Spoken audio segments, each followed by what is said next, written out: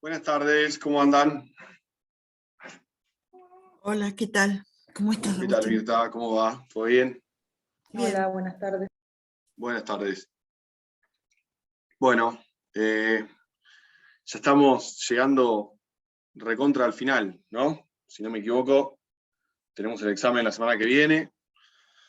Nos quedan clases todavía, se imaginarán, además de cursar conmigo, el viernes también van a tener clases con el doctor Lapadula. El lunes van a tener conjuntamente con el doctor Lapadula y con el doctor Tamone. Y ahí estaríamos ya con los temas terminados, ¿sí? Lo que yo les propongo, que ahora me lo pueden decir cuando termine la clase, no necesariamente en este momento, si quieren el miércoles que viene, nos juntamos a esta hora ya a modo de hacer algún repaso, de que ustedes hagan preguntas, de lo que sea. Pero bueno, lo que quiero decir, ya a destinar al encuentro, a hacer un ejercicio correspondiente o de cara al examen, ¿sí? Ya no para, en principio, dar algún contenido, porque se supone que estarían todos dados, al menos lo que está planeado para la fecha, ¿no? Para el miércoles que viene. Así que nada, ustedes piénsenlo ahora durante la clase y al final de la clase lo decidimos si lo quieren hacer. Otro tema importante para rendir, quienes quieran rendir el examen que viene, el jueves que viene, la evaluación, va a ser necesario que hagan una especie de inscripción, ¿sí? A ver, no es una inscripción, no es una inscripción, perdón, que los pueda llegar a eliminar o como si fuera una mesa libre, sino es para organizarnos, ¿sí? ¿Por qué? Porque generalmente cuando tomamos en la facultad, en forma presencial, nosotros decimos, bueno, el examen es el jueves a las 9 de la mañana. ¿Qué hacen ustedes? Vienen el jueves a las 9, dan el presente, y en base a eso empezamos a preguntar. Acá obviamente no nos podemos reunir todos en un lugar, por las cuestiones que ya son de público conocimiento y todos sabemos. Entonces lo que se nos ocurrió, que venimos haciendo hace un par de cuatrimestres, desde que arrancó esto, es que ustedes se anoten, ¿sí? Con límite de tiempo hasta ese mismo día, o quizás la noche anterior, no es algo que se los vaya a presionar, y ustedes dicen, yo quiero rendir. Con eso armamos un listado, y lo que hacemos con ese listado es darle un horario a cada uno, ¿sí? Por ejemplo, decimos, a las 9 vienen A, B, C y D. O quizás si podemos tomar los 4 al mismo tiempo, hacemos 2 aulas. Un aula con 2 docentes y otra aula con 2 docentes. Entonces le decimos a 4 que se anoten, que se metan a las 9 en un aula y 4 a las 9 en otro aula. Después les decimos que a las 10 se metan otros 4 en cada aula. Así ustedes no están en un Zoom diciendo que el anfitrión espera que lo acepten para la reunión durante 5 horas sin saber qué pasa, ¿sí? Totalmente tensionados, sin saber si va a entrar alguien, ¿no? O siguiendo un grupo que yo ya he estado del lado de afuera antes de rendir y las cosas que se dicen son muchas veces muy alejadas de la realidad, ¿no? Como están tomando re difícil o me preguntó esto. Bueno, para evitar ese qué dirán que puede ser perjudicial o generar nervios extras a los que la instancia suele merecer, se nos ocurre hacer eso, ¿sí? Por lo tanto, ya les dejo comunicado, igualmente seguramente se los van a avisar en el grupo y si pueden ustedes avisen a sus compañeros, que el miércoles que viene se van a tener que anotar, después vemos si van a mandar un mail a mí, si hacemos un listado en el campus o algo. Insisto, a los fines de nosotros saber cuántos son los que van a rendir, y le armamos un listado y ustedes ya saben a qué hora conectarse y en qué aula.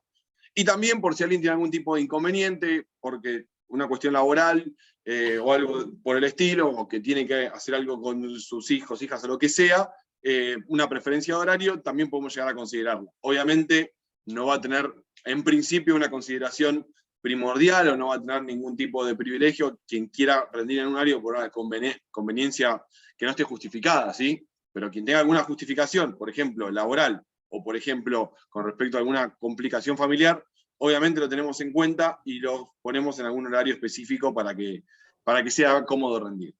¿Se entiende esto? Sí, ¿no? Perfecto, claro.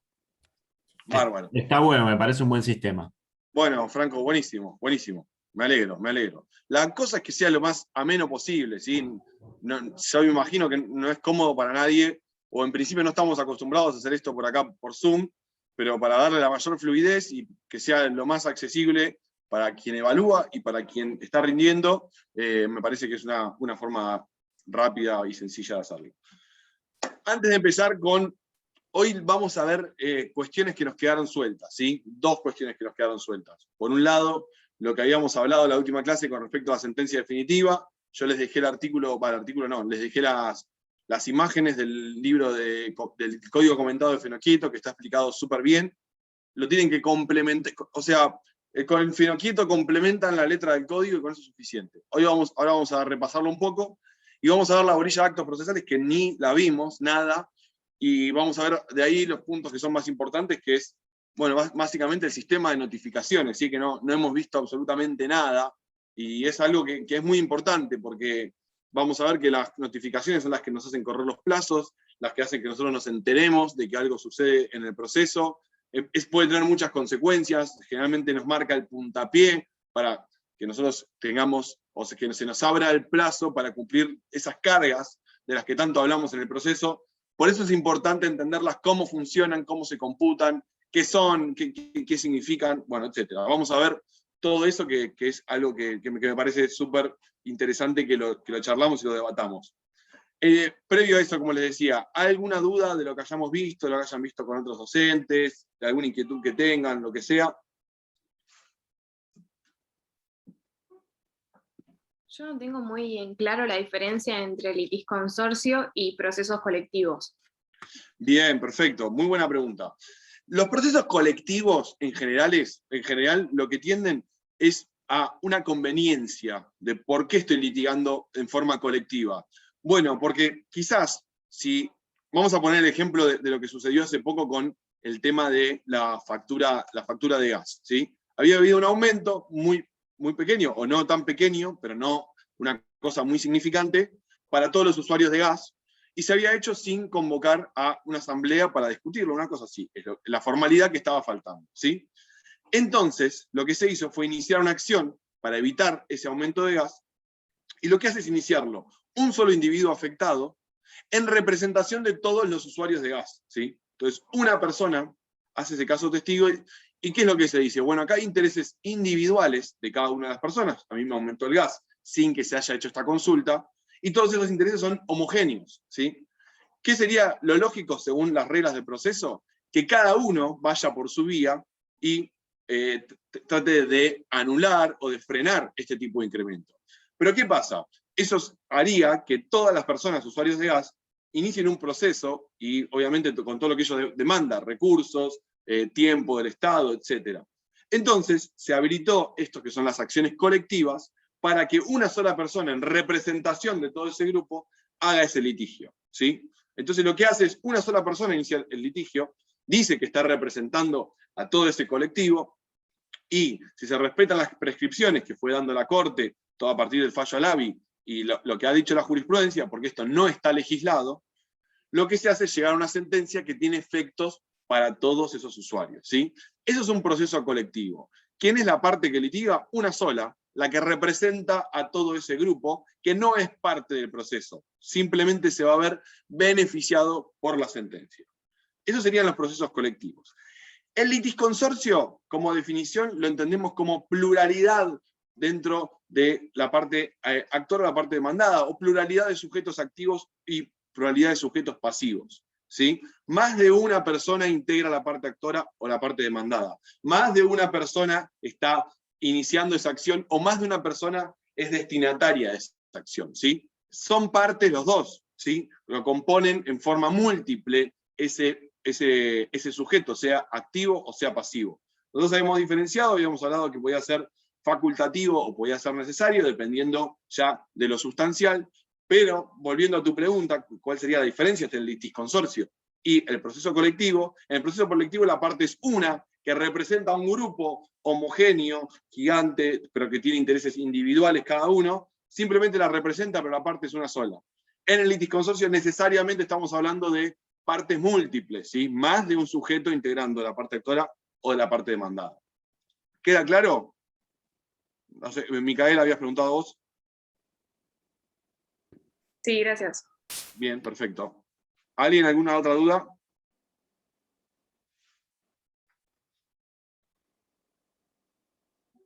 Nada. Bueno, avanzamos. Yo te preguntaría, Agustín, sí, yo te Alicia. preguntaría en los, ¡ay, qué trabada que estoy! en los apuntes que subió el doctor Basso, Sí. En una de las partes habla de caucídico. ¿Qué se refiere? Gastos caucídicos. Sí. Gastos caucídicos. Los Sí. gastos que se generan en el proceso se llaman gastos caucídicos. ¿Sí? Solamente eso. Exactamente. Sí. Estos son los gastos caucídicos. Porque lo encontraba... Seguro está en el apunte de beneficio, ¿verdad? Sí, Y sí. dice que el condenado en costas tiene que pagar los gastos caucídicos. Los gastos caucídicos, sí. Exactamente, es eso. Los gastos que implicó el proceso. Bien. Después Gracias. queda, en base de quien ganó, supongamos, e interpuso la acción, una vez hecha, ganado el proceso y que quede firme la sentencia, viene la etapa donde la parte actora hace una liquidación. Porque, por ejemplo, ¿qué puede decir la sentencia? Te condeno a pagar 1.000.000 de pesos más intereses a tasa pasiva del Banco de la Provincia de Buenos Aires. Bárbaro. ¿Cuánto es? ¿Es una suma líquida? En principio no, es fácilmente liquidable. Hay que ver cuándo se inició la acción, o sea, desde cuándo está en mora, cuándo va a ser la fecha de pago, calcular todos esos intereses. En la liquidación vamos a hacer capital, vamos a tener intereses, y ahí, obviamente, la parte actora va a poder incluir en esa liquidación todos los gastos causídicos, por ejemplo, que haya tenido que diligenciar oficios, todo ese tipo de gastos, ¿sí? Ahí los va a incluir en la liquidación. Bien. ¿Bien? Gracias. De Sí, nada. gracias. ¿Algo más? Pregunto. Yo tengo una... Sí, Lucía. Perdón. Decime. Una dale vos, pequeña... Sí. Entre representación legal y convencional. Como Sí. que no entiendo mucho. ¿Cuál es tu duda? Decime si tenés alguna en particular o si querés que lo saquemos desde el principio. No, por ejemplo, si mal lo entendí, la convencional es cuando es apoderado nada más. Antes que eso, el apoderado vendría a ser la forma en que la llama el código, porque tenemos un poder. Pero vamos a partir desde antes. ¿De dónde nace la representación convencional? Bueno, de una voluntad de hacerse representar, ¿sí? Yo tengo que tener esa voluntad de hacerme representar. ¿Por quién me hago representar? Por un abogado, ¿sí? Y ese abogado, como actúa bajo un poder, que es el contrato de mandato, se lo llama apoderado, ¿sí? Ahora, por otro lado, alguien tiene el micrófono abierto, me parece. Por otro lado, la representación legal es la representación que la ley nos llama a ser representados porque tenemos algún tipo de limitación en cuanto a nuestra capacidad procesal, ¿sí? Por ejemplo, no haber alcanzado la mayoría de edad y no estar comprendido en ninguna de las situaciones de capacidad progresiva. Ahí, ¿qué nos dice la ley? Vos no te podés representar por sí solo en el proceso. Tenés que venir con tu representante legal, ¿sí? Estamos obligados, no podemos actuar si no es bajo la representación justamente de nuestro representante legal. Ese es justamente el concepto de representación legal. Que la ley, Bien. La ley nos dice que como dada nuestra incapacidad, o aún esa capacidad progresiva, pero no alcanzada, nosotros necesitamos hacernos representar por un representante legal. La representación convencional es una persona que no necesita un representante legal y que acude a voluntariamente hacerse representar por un representante que va a ser, en este caso, el abogado, según lo que estudiamos, mediante un contrato de mandato, que nosotros llamamos poder para juicio, y que genera esta figura del abogado actuando como apoderado. ¿Se entiende cómo se llega a esto de su apoderado? Sí. O sea, sí, está muy bien que relacionen representación convencional apoderado, pero si en el examen ustedes, o les preguntamos representación convencional, o ustedes llegan porque eligieron parte o por lo que sea, y se limitan a decir que la representación convencional es el apoderado, nos va a faltar la explicación de por qué se llega a eso, ¿sí? ¿Está bien decir que el representante legal es el abogado que actúa como apoderado? Sí. Ahora, ¿por qué? Bueno, porque yo puedo tener la facultad de hacerme representar, porque tengo que hacerme representar por un abogado, porque firmo con él un contrato de mandato que genera este apoderamiento y por eso se llama apoderado. ¿Queda claro? Tenemos que llegar hasta eso. Ese ejemplo que les acabo de decir, lo traigo a colación, es algo súper común que puede llegar al parcial. O sea, que ustedes digan algo que, si bien es cierto que son dos cosas que están relacionadas, les preguntemos por qué se llega a eso. O sea, ¿cuál es el motivo por el cual hablamos de apoderado y representación convencional? ¿Sí? Eso es una repregunta, por decirlo de algún modo, que suele suceder muy a menudo en el examen, ¿sí? O sea, esa representación convencional surge de nosotros. De la voluntad, Nosotros, exactamente. de la voluntad nuestra. De la Bien. voluntad Y la nuestra de legal, hacerlo. sí o sí, de la ley. La legal, exactamente. Bien. Exactamente.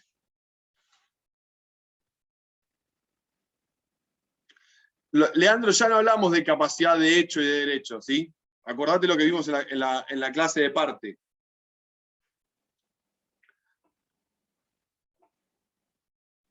Lo que dije recién, si alguien no lo vio, es por una pregunta que había ahí en el chat. Ya, capacidad de hecho y derecho quedó con el sistema del código viejo. Eso está explicado en el apunte que está subido en la orilla de parte. Capacidad de ejercicio y capacidad procesal, es como la vendríamos a llamar, ¿sí? O sea, es lo mismo, pero ha sido modificado el nombre. Fíjense, si lo estudian en los manuales viejos, lo van a encontrar con los nombres que usaba el código viejo. Ahora tenemos esta nueva denominación. Escuchen otra cosa, no para hablarlo ahora, porque si no vamos a perder mucho tiempo, no vamos a poder ver los temas que tenemos que ver hoy, pero les pregunto para dar un pantallazo, si no, lo vemos el miércoles que viene en la eventual clase de repaso. ¿Cómo les fue con los recursos? ¿Bien? Sí, están bien entendibles. Todavía faltan los extraordinarios que lo vemos Claro, mañana. los extraordinarios. Ah, van a ver extraordinarios, bien, Mañana. perfecto. Bueno, perfecto, bien. Bárbaro. Pero los otros bien, los ordinarios bien. Bueno, Sí, igual si tienen alguna duda, en la clase de repaso vemos todo lo que ustedes quieran. Están muy Vamos con relacionados. el artículo... Sí, Alicia, perdón, ¿cómo decías? Están muy relacionados porque los recursos ordinarios también se aplican en otros momentos del proceso. Litigar sin gasto, Sí. carencia de recursos, todo eso. A ver, los recursos ordinarios, ustedes tienen que ver el tipo de resolución y qué recurso le podemos interponerle, ¿sí? Y las resoluciones se dictan a lo largo de todo el proceso, no solamente en la sentencia definitiva. Por lo tanto, siempre que haya una resolución, podríamos pensar en que puede haber un recurso contra ella. Quizás no todos, ¿sí? Quizás no todos, pero algún recurso quizás podamos interponerle. La aclaratoria va siempre. La aclaratoria va siempre, no hay ninguna limitación, ¿sí? Sea un primer despacho, un despacho simple, todo, la aclaratoria siempre va, ¿sí? Sí. Después está ahí la discusión, no sé si lo habrán hablado con Alfonso, de si es un recurso, si es un remedio, si lo que sea, pero está dentro de recursos, ¿no? Él lo En la bolilla por lo determinó. menos está. El profesor lo determinó a la aclaratoria y a la revocatoria como remedio. Como remedios, sí. Bien. ¿Y Sí, por como qué es remedio. un remedio y por qué el otro es un recurso? Remedios porque no solucionan algunos inconvenientes. No cambian la decisión, sino que solucionan algunos errores materiales o Claro, no afecta a lo sustancial. Claro. Se interpone Pero- hacia el mismo juez, hacia el mismo juez se interpone. Ahí Sí, va, pero el por ahí. mismo juez- Escuchame, Alicia, no. Interponen ante el Lo mismo... que vos estás diciendo es la definición de aclaratoria. La Claro. revocatoria, que también la deben haber estudiado como un remedio, sí se altera lo sustancial de la resolución. Sí, pero en Porque algo fíjense lo que le específico. piden al juez. Se le pide que por contrario imperio revoque lo que dijo. Claro, pero Dice, en si algo dijo A, específico, que dentro por del contrario proceso, imperio, ahora, como dijiste A, ahora quiero que digas B. Por supuesto Claro. que hay una alteración. Vamos de una cosa a la otra. Pero, al igual que la aclaratoria, lo resuelve el mismo juez. el mismo juez. Entonces, cierta parte de la doctrina los mete como un remedio y a la apelación como un recurso. Ujú. Nada, no es obviamente el dato más importante, es mucho más importante saber qué consiste cada uno, pero bueno, se suele dar esta distinción. Sí. ¿Vieron nos metemos ya en el tema de la sentencia definitiva? Vieron que son 9 artículos que le explica básicamente, le dice al juez cómo es que tiene que armar este tipo de resolución, qué requisitos tiene, ya son requisitos formales. Le dice, bueno, fecha, el nombre de las partes, la consideración de los hechos, hacer el resumen de todo lo que pasó, bueno, todo eso. Lo que les pregunto, ¿vieron? Esto lo tienen que haber sacado de la lectura de algún manual porque obviamente en el código no está. no sé si lo vieron, sea en Palacios o en el apunte que yo les di, esto de hablar de resultandos, considerandos y fallo. ¿Lo vieron? Bueno, esto es importante. ¿Por qué? Porque es la forma en que la doctrina ha, de alguna forma, calificado o agrupado los distintos incisos que tiene el artículo 163. Y acá está lo importante, ¿sí? Saber cómo es que se diagrama una sentencia para que tenga esta forma de la que siempre se habla, que es el silogismo judicial, ¿sí? ¿Cuál es de cierto modo, la guía que tiene que seguir, o el trayecto que recorre el desarrollo de esa sentencia para que tenga esta forma lógica, o esta forma de silogismo, de algún modo? Bueno, ya la palabra nos dice, resulta, considerando, fallo, ¿sí? Como que, por un lado, se dice, bueno, en la indicación de la fecha y hora, el nombre del lugar, resulta, hacemos la relación sucinta de las cuestiones que construyeron objeto del juicio, ¿sí? Vino A e interpuso esta demanda. Vino tal, contestó, dijo que no. Se abrió prueba, se certificó toda esta prueba y se llamaron autos para sentencia, ¿sí? Esa es la parte, como el punto de partida. Dicho de otro modo, resulta que, y sucede esto, A demandó, B contestó y se opuso, se hizo toda esta prueba y ahora hay que resolver, ¿sí? Entonces, ahí tenemos lo que serían los resultandos. Inciso siguiente, cuarto, considerandos. ¿Qué es lo que dice el cuarto? La consideración por separado desde las cuestiones a que refiere el inciso anterior. Los fundamentos y la aplicación de la ley, y después la decisión expresa y positiva. Ahí ya el sexto inciso nos meteríamos en la parte del fallo. ¿Qué es lo que les quiero decir? ¿Cómo funciona este silogismo o este desarrollo que tiene que hacer el juez? Por un lado, explicar la relación sucinta de los hechos, todo lo que fue sucediendo, la prueba que se produjo, su apreciación de esa prueba, y después aplicarle el derecho, porque acuérdense que los jueces cuando resuelven, lo vimos en la primera parte, cuando vimos los deberes, resuelven aplicando el derecho vigente. Nosotros no pueden los jueces basar sus decisiones en otra cosa que no sea en las leyes, respetando el orden jerárquico y obviamente el principio de congruencia. Entonces, siguiendo esto que tiene que ver con el principio de legalidad, de aplicar la ley vigente, y el principio de congruencia, que el juez tiene que resolver en base a lo que sucedió en el proceso, es por eso que cuando el artículo 163 nos habla del orden o de las formas que tiene que tener la sentencia, fíjense que viene un poco a respaldar o a reflejar esto que ya estuvimos viendo durante toda la materia. El principio de congruencia, que lo tiene que respetar el juez cuando resuelve, que es uno de los principios que rigen, obviamente, en nuestro código vigente, respetar la congruencia entre lo que las partes proponen y lo que se va a resolver. Entonces, ¿qué es lo primero que va a tener que hacer el juez cuando hace la sentencia? Bueno, además de poner el nombre y apellido de las partes y la fecha, decir cuáles son los hechos, lo que sucedió, quién demandó, y cuáles son los hechos que sucedieron, qué fue el objeto de la demanda, cuáles fueron los objetos de la demanda, las pretensiones, qué fue lo que dijo el demandado, qué fue lo que se probó, qué fue lo que no se probó, etc. Hacer una consideración de todo lo que sucedió. ¿Por qué necesita hacer esto? Porque necesariamente el objeto de su fallo va a tener que ver con las cuestiones que fueron debatidas en el proceso, ¿sí? Por el principio de congruencia. ¿Se entiende lo que estoy diciendo o no? ¿Cómo funciona ese razonamiento? Imagínense ustedes que tienen que llegar a resolver, ¿sí? Están en esa instancia del proceso, me voy a meter en el... No, este no. Bueno, ahora lo perdí. En el dibujito que hicimos el otro día,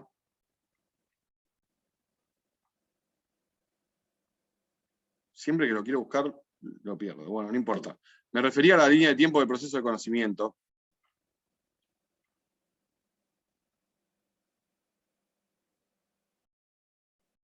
Bueno, no importa.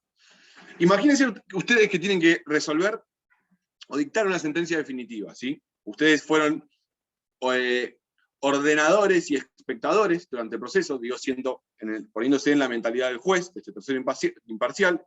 Durante todo el proceso, ustedes estuvieron ordenándolo, dirigiéndolo, quizás resolviendo alguna cuestión menor, pero obviamente hasta el momento de dictar sentencia, ustedes no emitieron opinión con respecto al fondo.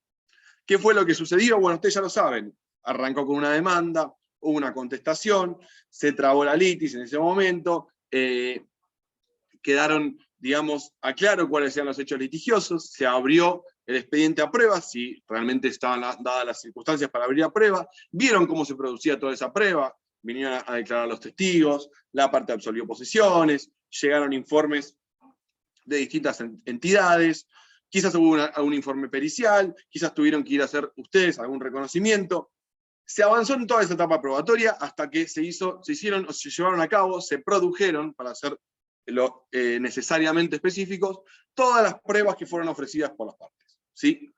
Entonces llega el momento de resolver, y obviamente lo que les pide acá, el artículo, los incisos, perdón, es que ustedes hagan la consideración de todo lo que sucedió. Tiene que estar reflejado en la sentencia. Bueno, tal demandó y pidió esto. El otro contestó y negó cada uno de los hechos. Se abrió prueba. El testigo esto dijo esto, el testigo dijo lo otro. Se terminó.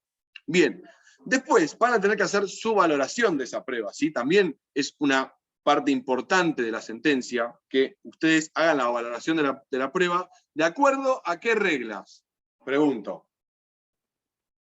La sana crítica. De acuerdo a la sana crítica, exactamente. Llega el momento que ustedes digan, bueno, a ver, el actor dijo que el demandado venía en exceso de velocidad, ¿sí? El demandado lo negó. Hay 3 testigos que dicen que realmente cruzó en exceso de velocidad. El informe de la pericia dice que por lo menos en el momento del impacto venía a 70 km/h.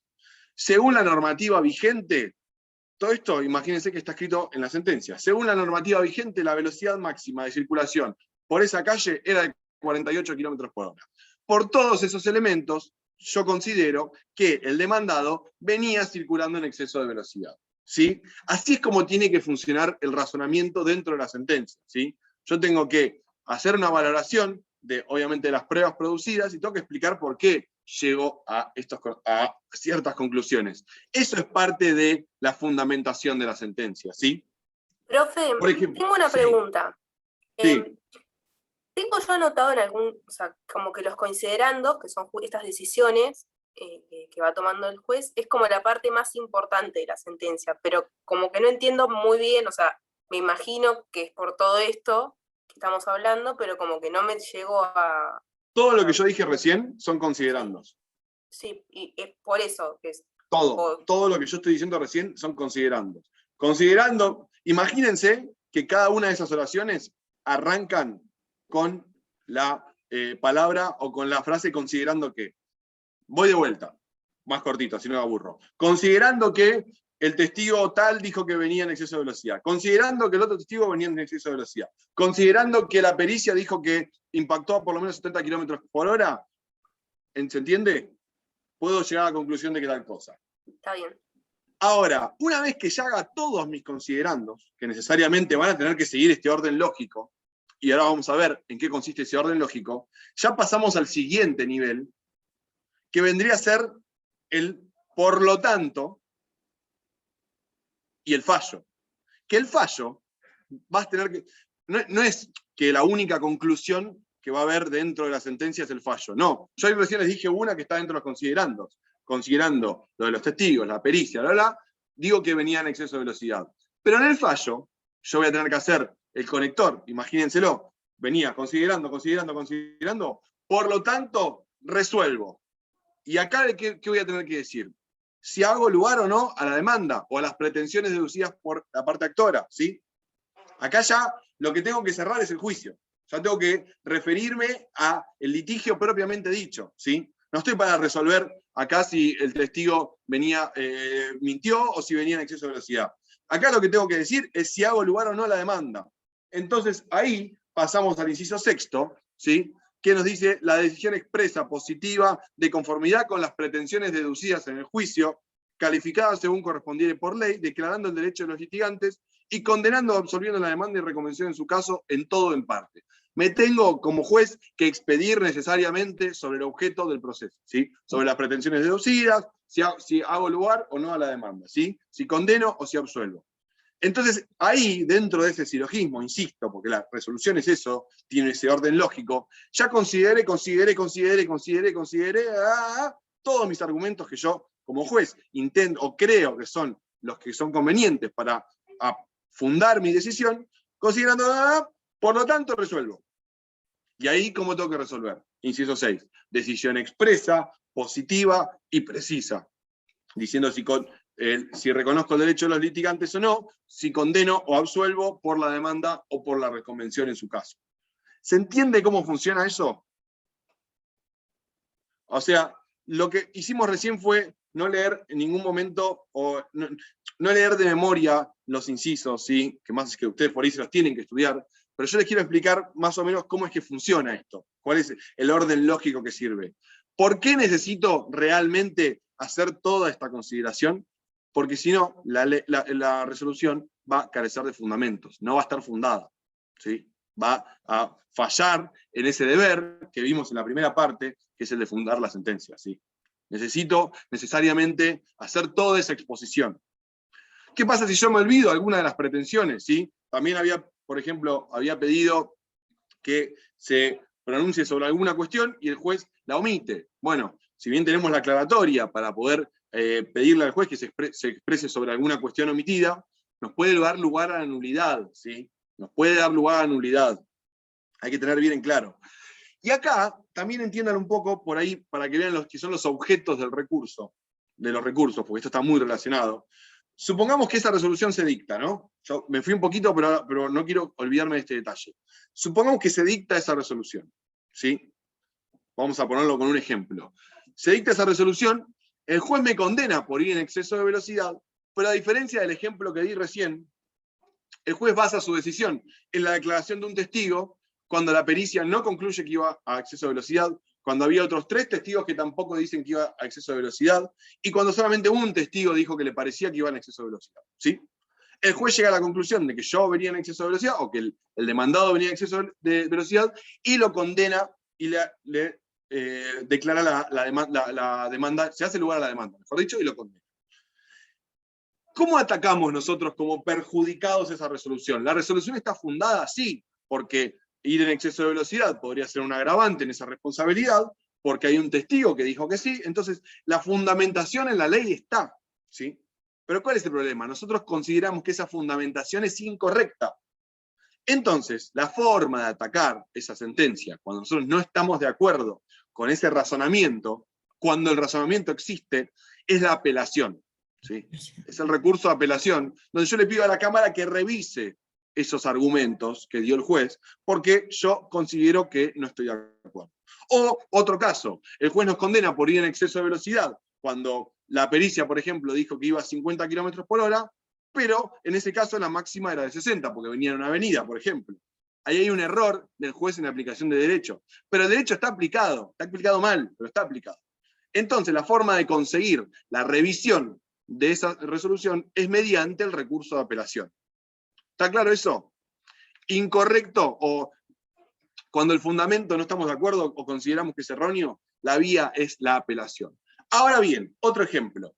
Si el juez nos condena y no aplica derecho, no funda en derecho, simplemente nos condena, acá estamos teniendo que nos está faltando un requisito, y la consecuencia ya es la nulidad, ¿sí? Por más que ustedes ya esto lo vieron con el doctor Basso, el camino sea el mismo, el recurso de apelación, acá el defecto no es un fundamento erróneo, o una discrepancia en cuanto a los fundamentos que dio el juez. Acá estamos señalando una omisión formal de la resolución, porque carece de fundamento. Entonces lo que nosotros vamos a buscar es que se anule.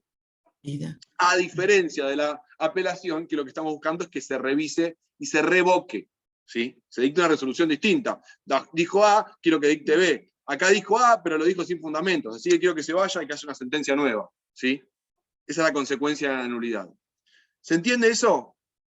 Me metí en otro tema, pero justo como estábamos viendo fundamentación, me pareció adecuado repasarlo. Acuérdense, la revisión implica que se revisen los fundamentos dados de la resolución, apelación. Ahora, cuando hay un defecto formal, yo les dije la falta de fundamentación, pero también puede ser otro de los defectos de los requisitos formales que señala el artículo, la vía es la nulidad, ¿sí? Que también va como recurso, está inmiscuida dentro de la apelación, pero lo que se pide es la anulación, no la revocación. ¿Está claro esto? Ojo que también es importante lo que vimos recién para recursos ordinarios cuando lo vean mañana, porque uno de los recursos es el de nulidad, justamente. ¿Algo que no entiendan del 163? No, yo lo que digo que... No, perdón. No, Mirta, habla. No. Tenías que ser vos, Luli. No, el concepto de sana crítica es algo tan intangible que... ¿viste? Sí, ya sé, siempre me meto en lío. Sí, a ver, es como que vamos a hablarlo de la forma más coloquial posible, ¿sí? Es, por decirlo de algún modo. O sea, ustedes fíjense cuando lo están estudiando, hoy una chica, Micaela, creo que fuiste vos, que me preguntó algún material complementario para estudiar prueba a Palacio. Yo si quieren les busco, pero está muy bien explicado en Palacio. Yo les recomiendo que lo estudien de ahí, ¿sí? Y en Palacio, si ustedes ya lo leyeron, o lo van a leer ahí, que es lo que yo les recomiendo, insisto, cuando empieza a hablar de los sistemas legales, de los sistemas de apreciación de la prueba, bueno, habla primero de la prueba tasada, ¿sí? Que era el caso que la ley le asignaba el valor a la prueba, después habla el sistema de las libres convicciones, y después se mete en la sana crítica. Y lo primero que dice Palacio es, bueno, no es un sistema intermedio. Repasemos lo que significa cada uno. Cuando hablamos de prueba tasada, la ley nos dice cuánto vale o cuál es el valor o la consecuencia que tiene que exista dicha prueba, ¿sí? Un ejemplo de eso podría ser los instrumentos públicos, ¿sí? Que dan fe en cuanto a su contenido. Ya no hay mucho, no es que el juez puede decir, y acá dice que en la escritura se le vendió a tal y, bueno, vamos a ver. No. Libre convicción o mi sana crítica ahí en principio no iría, porque eso hace plena fe. O sea, la ley nos dice el valor que tiene, ¿sí? Libre convicción es el juez apreciando la prueba como se le canta, en base a su libre convicción. La sana crítica, lo que viene a decir, no es que están en el medio de un poquito de la ley y un poquito de la libre convicción. La sana crítica es lo que dice que el juez tiene que aplicar un cierto sentido crítico o tener una sana crítica en cuanto a el pensamiento común que tiene que tener un ser humano y en base a eso apreciar la prueba, no a su libertad. Porque por ahí la libre convicción dice, y yo para mí, quisiera decir algo muy burdo, pero tengo miedo de decir algo que estos tiempos no acompañen, pero yo para mí, los de tal religión manejan fuerte. Ahí está, ahí no, creo que no ofendí a nadie. Así que, como yo tengo ese pensamiento, él iba rápido. ¿Eso es una libre convicción? Sí, pero no representa ningún tipo de lógica, es casi absurdo. No, es recontra absurdo. ¿Sí? Entonces ahí no tenemos sana crítica. La sana crítica lo que le pide al juez es que al momento de hacer esas valoraciones, piense, digamos, como si fuera un ser humano normal, ¿sí? Como lo que piensa la media. Como el viejo concepto que tenía el Código de Comercio del buen hombre de negocios, hablaba como que pone una especie de pensamiento colectivo en donde la lógica indicaría eso, ¿sí? Se le pide al juez que valore la prueba de esa forma. No sé si se entendió. No es un concepto muy claro, claramente, ¿no? Sí, Yo sí. lo puedo entender de esta manera, la sana crítica, como que A ver. la comparación entre la parte legal Sí.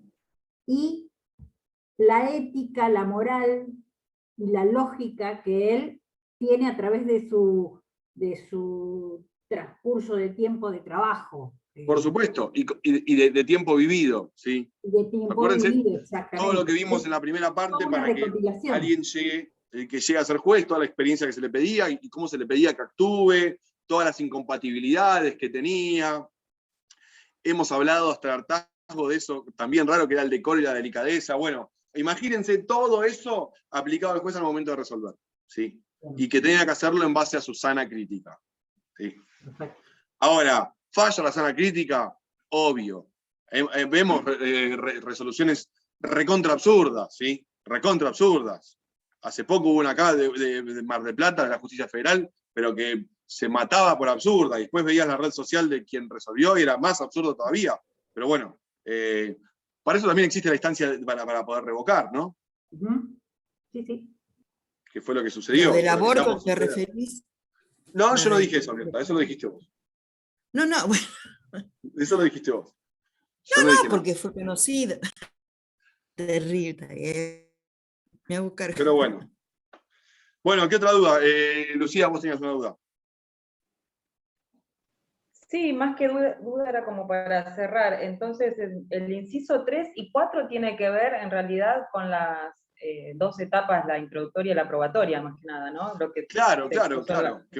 o Imagínense hacer un repaso de todo lo que sucedió hasta el momento que sea, hasta ahí no la aporta nada sentencia. nuevo, ni nada... Si quiere traer algo nuevo al proceso, la vía para hacerlo es la de las medidas para mejor proveer. Algo que todavía no haya pasado Bien. y que él entiende que es necesario, medida para mejor proveer. El tema es que las medidas para mejor proveer no se pueden dictar dentro de la sentencia. Lo que tendría que hacer es suspender el llamado de autos. Acuérdense que para dictar sentencia hay que llamar autos para sentencia. Suspender ese llamado, de cierto modo reabrir la etapa anterior, solo a los fines de eso, y el juez puede dictar la medida para mejor proveer. No hay ningún problema. Ningún problema. También lo puede hacer en cámara, una vez que el expediente esté en cámara, con la sentencia de primera instancia ya dictada. Yo lo he visto, por ejemplo, un montón de veces en ejecuciones de consorcios por deudas a expensas. Ejecutan una deuda de expensas. El demandado nunca aparece, se dicta sentencia en contra. Llega a cámara y los jueces de cámara lo ven y dicen, che, pero acá le están cobrando intereses que lo están matando. Freno, pericia contable de oficio. A ver, vamos a ver todos estos intereses. Calcúleme de vuelta cómo le calculó el consorcio de los intereses. Y ahí vemos. Y por ahí, de oficio la Cámara puede llegar a tener alguna actitud distinta, ¿sí? Bien. Y después, yo leyendo, no recuerdo bien si la parte cuando se declaraba en rebeldía o algo así, si el proceso era de puro derecho, se No declara en la necesariamente. sentencia, No ¿o cómo? necesariamente. No necesariamente. Quizás hay cuestiones para probar, ¿sí? Bien. No necesariamente. Bueno, ¿cómo estamos hasta ahí? Bien, perfecto. Vamos a meternos con el tema de actos procesales, más que nada con las notificaciones. De la orilla de actos procesales, casi todo el final, ahora lo vamos a leer juntos. ¿Están viendo la pantalla, sí o no? Si hay alguna pregunta en el chat, ahora la miro. Me Sí, apareció sí, sí. naranja. Sí, sí. Bueno, acá está. Los primeros puntos que dicen concepto, esto ya al principio de la segunda parte yo se los dije, actos del juez, actos de la parte y actos de terceros. Esa clasificación es quizás la más útil, ¿sí? Porque cuando vemos que es un acto del juez, vemos que tiene que ver con un deber que tiene el juez de expedirse, cuando vemos que es un acto de la parte, tiene que ver con algo más voluntario, cuando es un acto de tercero, puede que tenga un deber o no. Es un tema pero muy simple, peguen una leída en cualquier manual, y con eso van a estar bien. Lo más importante quizás acá es esta clasificación. Después, todo lo que tiene que ver con el tiempo de los actos procesales, lo van a ver directamente desde el código, ¿sí? Cuando les habla de plazos, de qué día es hábil, de qué día no es hábil.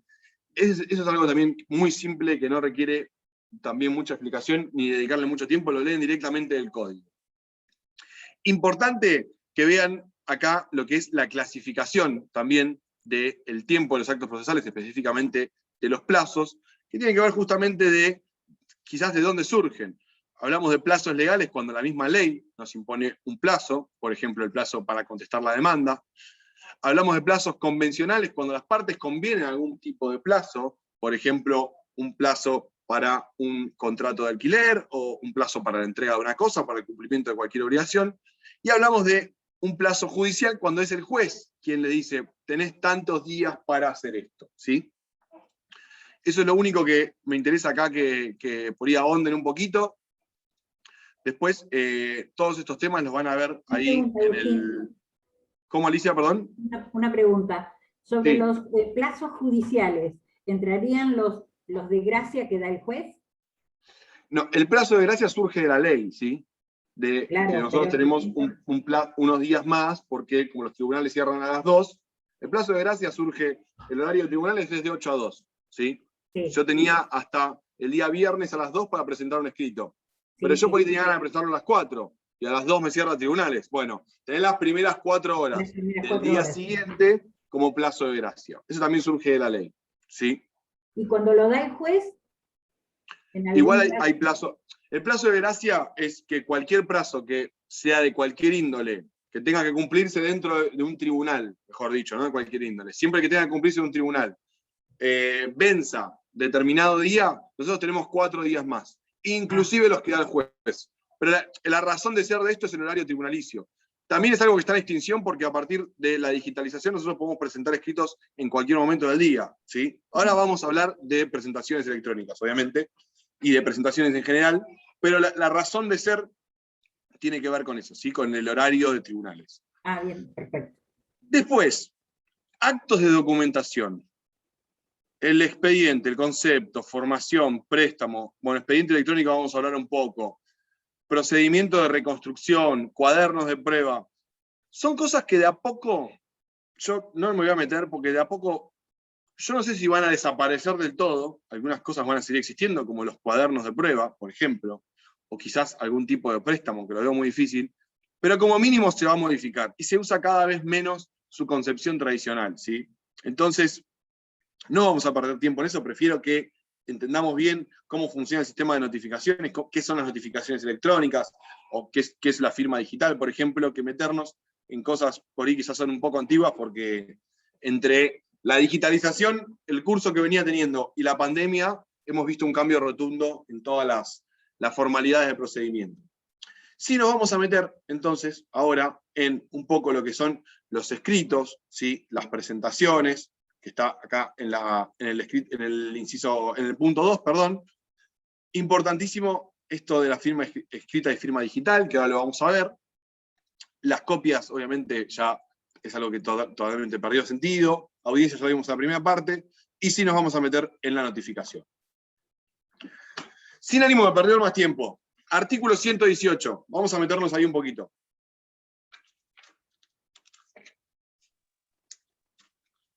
Vivi, Fíjense que ya... ese código, por favor. Debe estar detrás de Palacio. Toma. El código. Toma. No, el código es mío. Sí. Gracias. Artículo 118. Fíjense que ya Sí. estamos metidos en el título actos procesales, ¿sí? Todas las cosas que estuvimos mencionando recién, las van a ver ahí con respecto a los plazos, y eso si es que quieren ir y revisarlo un poco. Lo que vamos a ver hoy, para mí, es lo más importante, o lo que merece la explicación dentro de esta clase. Pablo, ¿podés silenciar el micrófono? Perdón, si no tenés ninguna duda. Así no se me mete el ruido. Gracias. Perdón. No, no pasa nada. No pasa nada. Yo siempre me queda abierto a mí también. 118. Acá nos va a explicar el código, o nos va, de cierta forma, a legislar los requisitos que tienen que tener los escritos. ¿Qué son los escritos antes que nada? Bueno, es el medio que tienen las partes para hacer las presentaciones en el proceso, ¿sí? De la única forma que yo puedo hacer una presentación dentro del proceso judicial es mediante el escrito, ¿sí? Con respecto a las partes me estoy refiriendo. Por lo tanto, ¿la demanda es un escrito? Sí. ¿La contestación es un escrito? Sí. ¿La interposición de un recurso es un escrito? Sí. Se hace todo mediante este acto procesal que se materializa a través de un escrito, ¿sí? Es el mecanismo, insisto, que tienen las partes para hacer sus presentaciones dentro del proceso. Insisto, el artículo 118 nos va a decir, bueno, ¿cuáles son los requisitos que tienen estos escritos, ¿sí? Para que sean válidamente aceptados dentro del proceso? Para la redacción de los escritos, regirán las siguientes normas. Confeccionarse en tinta negra o azul negra, manuscritos o a máquina, en caracteres legibles y sin claros. Obviamente, este código es del año 1968, ¿sí? ¿Qué tenemos hoy en día? Que ya no hacemos más las presentaciones impresas en lo que se llama el soporte de papel, ¿sí? Yo justo, mira, acá tengo un expediente que es anterior a la pandemia, mejor dicho, que es de anterioridad, y no sé si llegan a verlo ahí. El escrito, bueno, obviamente se hacía de forma, se lo imprimía, ahora vamos a ver las formalidades que tiene, y al final, o a ruego de este escrito, aparece un requisito que ahora vamos a ver, que es la firma en papel de las partes. Se llega a ver, y abajo, esto que está acá, es lo que se llamaba el cargo. ¿Qué era el cargo? Bueno, cuando yo llegaba a la mesa de entradas del juzgado, hola, tengo un escrito para presentar en tal escrito. Perfecto, en tal expediente, perdón. Perfecto, me buscaban el expediente, si realmente era, me lo recibían y me ponían un sello, que era el cargo, donde quedaba constancia de la hora de recepción, ¿sí? Así está concebido el código de 1968 y es como se hacía hasta hace algunos años. ¿Qué es lo que se hace ahora? Bueno, se presenta de forma electrónica, ¿sí? ¿Qué significa? Que primero que ya no lo imprimo, ¿sí? Segundo, que ya no lo firmo a mano, porque como no lo tengo que imprimir, no lo firmo, sino que se introduce la firma por medios telemáticos. Ahora vamos a ver si es la firma, la vamos a llamar electrónica, la vamos a llamar digital, porque tiene ciertas diferencias una con la otra. Pero lo que quiero decir es que ya no necesita más ser impresa ni firmada en forma hológrafa, ¿sí? No obstante, los requisitos consignados dentro del código no se han modificado. Si ustedes están bien, yo les acabo de leer, y todos acaban de leer, un código que se encuentra vigente, ¿sí?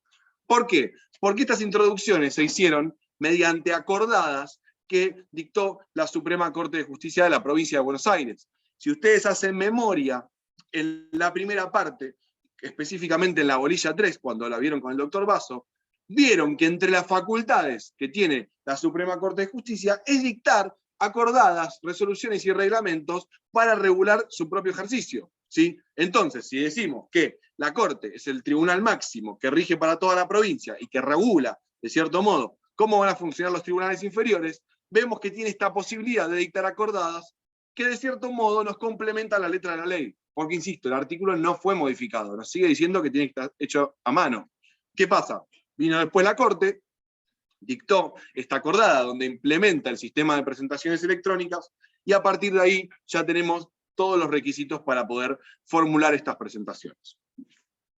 Entonces, con respecto al inciso 1, nos queda medio en desuso, en desuetudo, porque dice confeccionarse con tinta negra o azul, manuscritos a máquina en caracteres legibles y sin claros. Ahí veo que alguien pregunta, ahora es la acordada 3975. Sí, hasta el día 26 de agosto, porque se dictó una resolución nueva, ¿sí? Que de cierto modo deja atrás todas las resoluciones que se fueron dictando con los años y unifica todo el sistema de notificaciones y presentaciones electrónicas. La acordada creo que es la 4030, no recuerdo exactamente el nombre. Segundo lugar, acá sí vamos a ver que los requisitos están: encabezarse con la expresión de su objeto, el nombre de quien presente, su domicilio constituido. ¿Vieron algo de domicilios? Sí, con el doctor Lapadula, sí, Bueno, domicilio perfecto. real, sí. Domicilio constituido, bueno, igual ahora vamos a repasar cuando veamos notificaciones. La enunciación precisa de la carátula del expediente para que se sepa cuál es el expediente al que va. Y después, si dicen si actuamos en representación de alguien, decir en nombre de quién lo actuamos, etc. Bueno, ahí tenemos requisitos, digamos, para identificar ese escrito, ¿sí? Quién lo presenta, cuál es el objeto por el cual lo presenta y para qué expediente va. Y el tercer inciso, que es acá donde nos puede llegar a generar un problema, fíjense lo que dice: estar firmados por los interesados. ¿Sí? ¿Lo están viendo? Inciso 3, estar firmados por los interesados. Que acá es donde se genera el problema más grande, por decirlo de algún modo, con respecto a las presentaciones electrónicas. Porque yo les dije que ya no se firma más a mano, se hace otra firma, pero el requisito de la firma sigue estando, ¿sí? Entonces acá tenemos que recordar un poco lo que vimos en otras clases, a ver si lo tengo a mano de vuelta. Tenemos que recordar lo que vimos en las otras clases cuando veíamos la figura del apoderado y del patrocinante. ¿Se acuerdan de eso? ¿Sí o no? ¿Se acuerdan que decíamos que cuando actuaba como apoderado? Acá lo encontré. No requería la firma. Exactamente. Cuando actuaba como apoderado, cuando hacía una presentación, ¿qué dijimos? Firmaba el apoderado solo, porque justamente tenía este poder. Cuando actuaba como gestor también, lleva solo la firma del abogado. Pero tenemos el inconveniente del caso del abogado que es patrocinante. Bueno, inconveniente, ¿por qué?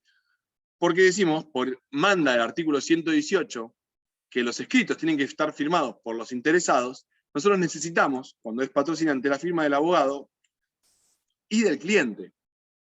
Entonces, ¿cómo hacemos en ese caso si tenemos que hacer una presentación electrónica? ¿Qué es lo que nos dice la acordada, la 3975, con respecto a las presentaciones electrónicas? Dice, bueno, siempre que el escrito sea presentado o firmado por el abogado, es decir, el caso de los apoderados, el caso de los gestores Y un tercer caso, que ahora lo vamos a ver,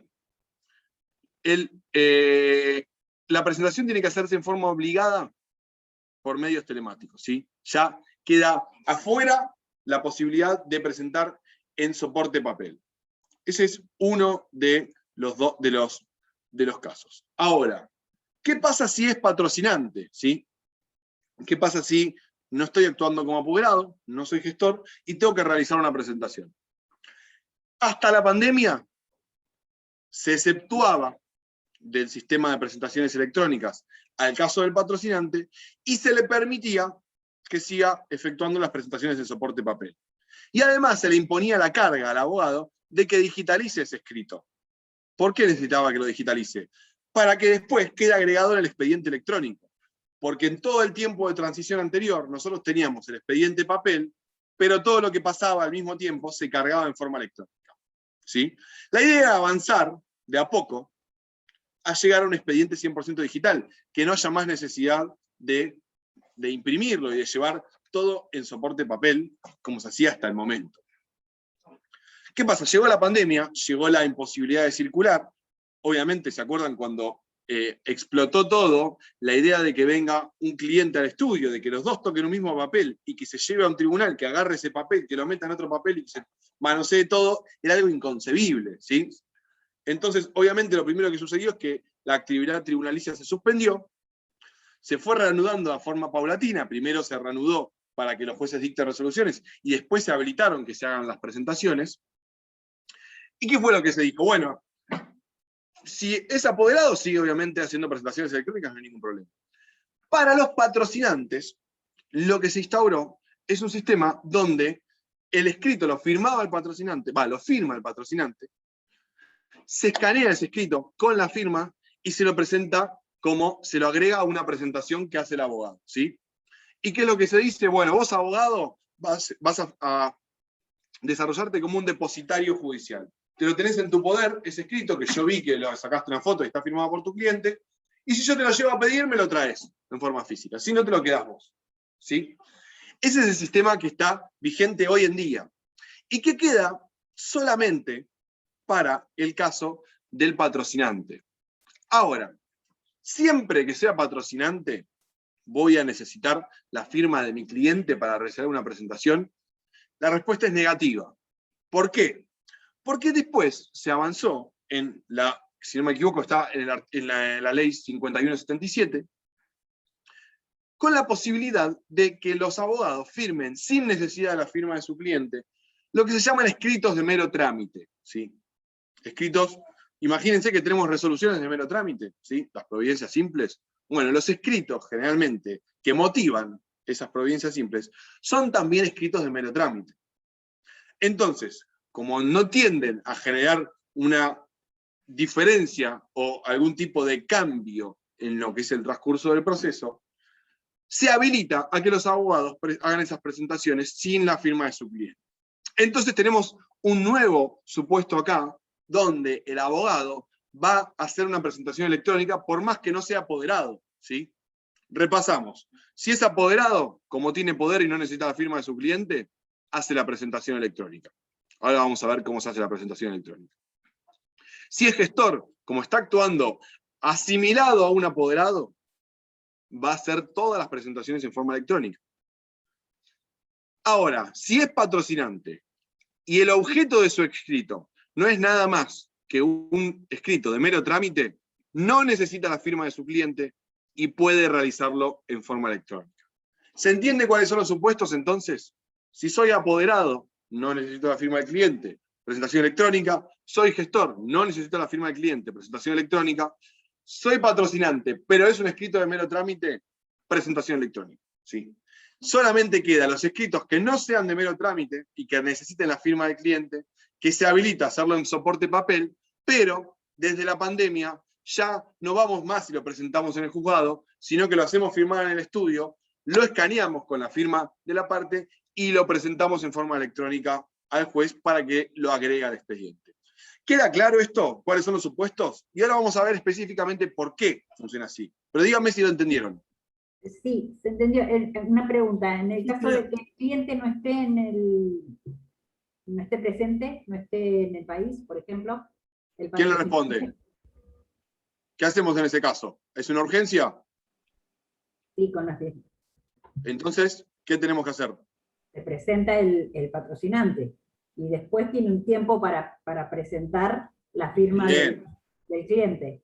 ¿Cómo se llama ¿En eso? electrónica también se hace igual? Es lo mismo. Gestor. Ah, El gestor. Porque lo que está cambiando es la forma de su representación. ah, Lo que está cambiando es su forma de representación. Pero la presentación es el medio. La representación, ¿sí? ¿Se entiende? sí, sí, La presentación electrónica es el medio por el cual actúa. Lo que estamos viendo acá es cómo está representado, ¿sí? claro. Pero se Y actúa Agustín también lo puede ratificar, también después si lo ratifica. Claro, pero la ratificación, si opta por hacer un escrito ratificatorio, va a necesitar la firma del cliente. Entonces ahí sí, va a tener que imprimirlo, va a tener que hacer firmar, lo va a tener que escanear y lo va a tener que mandar. ¿Sí? O la otra es que presente un poder. Acuérdense que la ratificación se puede hacer de dos maneras, está en el 48. O presenta los instrumentos, o ratifica en el plazo consignado. Una consulta. Escúcheme. Nosotros, ahí, lo que acabamos de ver es la casuística, ¿sí? ¿Cuáles son los distintos supuestos? ¿Cuándo voy electrónico? ¿Cuándo, como necesito la firma, imprimo? ¿Cuándo hago esto? ¿Cuándo el otro? Pero no explicamos por qué. Algo dijimos, necesitamos la firma. Pero no llegamos a explicar cuál es el inconveniente. Por eso yo les hice hincapié en ver bien lo que dice el inciso tercero.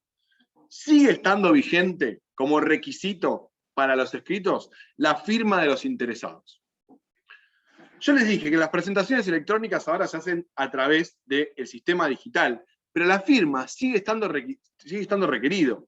A ver, no es una presentación electrónica que yo mando un mail al juzgado diciéndole que interpongo recurso de apelación contra la sentencia.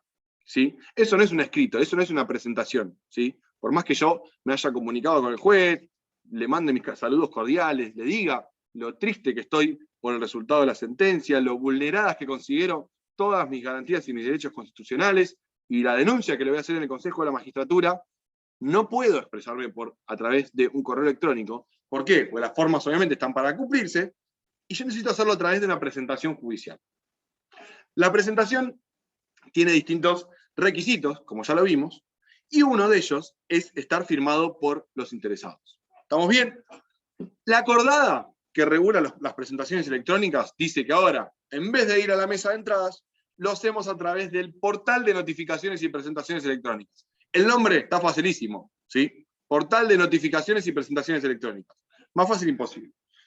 ¿Qué se hace en ese portal? Bueno, nosotros podemos buscar la causa a la cual queremos dirigir ese escrito, ¿sí? A contra B sobre cobro, y en base a eso enviar una presentación. La escribimos, o si la hicimos en Word antes, la copiamos y la pegamos, y nos queda la necesidad de firmarlo. ¿Cómo se hace esta firma? Bueno, se hace una firma justamente de carácter electrónico, ¿sí? Que es una firma que le da cierta validez al instrumento, ¿sí? Y acá vamos a hacer un parate y ver lo que es la firma electrónica y la firma digital.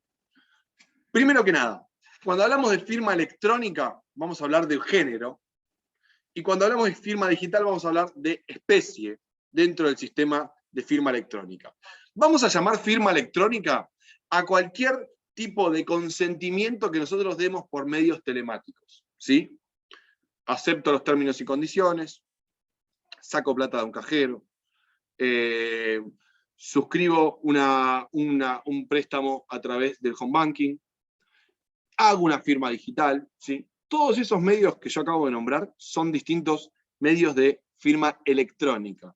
¿Por qué se llama firma electrónica? Bueno, porque esa firma o esa consignación o esa suscripción se hace a través de medios telemáticos, ¿sí? Género. ¿Qué es la firma digital? Bueno, ahí nos tenemos que ir justamente, estamos diciendo que es una especie de firma electrónica, por lo tanto, la incluimos dentro de esta suscripción que se hace por medios telemáticos, ¿estamos bien? Pero que tiene ciertos requisitos, ¿sí? ¿Y de dónde salen esos requisitos? Bueno, justamente de la ley de firma digital. En el año 2001, en nuestro país se aprobó la ley de firma digital. Dice un montón de cosas la ley de firma digital y no nos vamos a poner a estudiarla ni a analizarla Ahora, ¿pero qué diferencia esta firma digital de esta firma electrónica? Bueno, la ley de firma electrónica nos dice que esa suscripción que se haga por medios telemáticos, que cumpla con ciertos requisitos, estoy diciendo, que tienen que ver con este código que puede llegar a tener o este algoritmo donde yo practico esta firma, generalmente va acompañado de algún medio que valide ese acto de firmar, que se suele llamar token, que el token es parecido, no tengo ninguno acá, imagínense que es como una especie de pendrive, ¿sí? Que yo lo meto en la computadora y que para poder yo firmar o realizar ese acto de suscripción, ese pendrive va a tener que estar enchufado en la computadora y yo voy a tener que tipear algún tipo de clave, es decir, nos da cierto nivel de seguridad. Pero, si está cumplido con todos esos requisitos, la ley de firma digital nos dice que esa firma digital equivale a una firma hológrafa. Y que además da fe de la autenticidad del firmante y de la inalterabilidad del documento. ¿Sí? ¿Qué nos dice? Bueno, bárbaro, está puesta la firma digital de Agustín Iriarte, eso significa que lo firmó Agustín Iriarte, equivale a la firma de su mano, y también equivale a que ese documento que estamos viendo no ha sido alterado desde el momento que él lo firmó digitalmente. Escúcheme, ¿se entendió esto? Porque lo que acabamos de decir es útil no solamente para el parcial de elementos, que queda claro, ¿no? Esto es tema vigente, ¿sí? Para cualquier cosa, entender lo que es una firma digital. ¿Se entiende? Si esa firma que se hace por medios electrónicos cumple con todos esos requisitos que nos pide la ley de firma digital vigente en Argentina, nos lleva al resultado de que esa firma es equivalente a una firma hológrafa, por lo tanto, nos dice que quien lo firmó es realmente la persona consignada, y nos da fe de la inalterabilidad del documento. ¿Sí? Por supuesto, esto no es equivalente a un instrumento público y acepta prueba en contrario. ¿Sí? Tiene la misma vigencia que tendría un documento firmado. Yo podría después descalificarle esa firma. No es que tengo acá la intervención de un escribano público y que esto actúe como plena fe. Salvo que sea una sentencia firmada digitalmente por un juez, porque ya sabemos que la sentencia es un instrumento público. ¿Sí? Yo estoy hablando por ahí en casos genéricos. ¿Entendido hasta ahí? ¿Se entiende cuál es la firma digital? Bueno, volvemos a las presentaciones electrónicas. Yo tengo que presentar un escrito, estoy dentro de los supuestos en donde la acordada de la Corte nos dice que yo solamente puedo actuar a través de esta presentación electrónica, no puedo presentar en papel. Entonces, necesariamente tengo que entrar a este portal, tipear el escrito, copiarlo si ya lo tenía tipeado, y firmarlo mediante ese token que nos da la Corte, que nos da validez para hacer presentaciones electrónicas. Ustedes me van a decir, no dijiste firma digital. Bueno, no dije firma digital porque actualmente, esto se va a cambiar dentro de muy poco, el toque que usan los abogados en la provincia de Buenos Aires no es una firma digital, ¿sí? No cumple con los requisitos que tiene la ley de firma digital. Los abogados, dije, los jueces sí, los jueces y funcionarios sí. Los que están del otro lado del mostrador, el token que tiene es solamente válido para el sistema interno de presentaciones electrónicas. No sirve para firmar cualquier documento. ¿Esto qué me genera?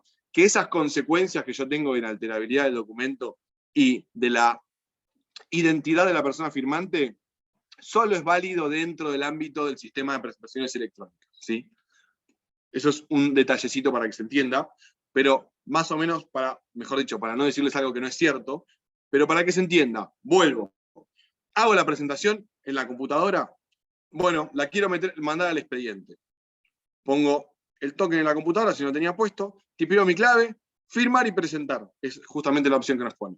A partir de ese momento, el escrito entra al expediente. ¿Sí? Ya no hay cargo. ¿Por qué? Porque la firma electrónica va a decir, firmado por Agustín Iriarte el 30 de junio a las 19:40. Ese es el cargo.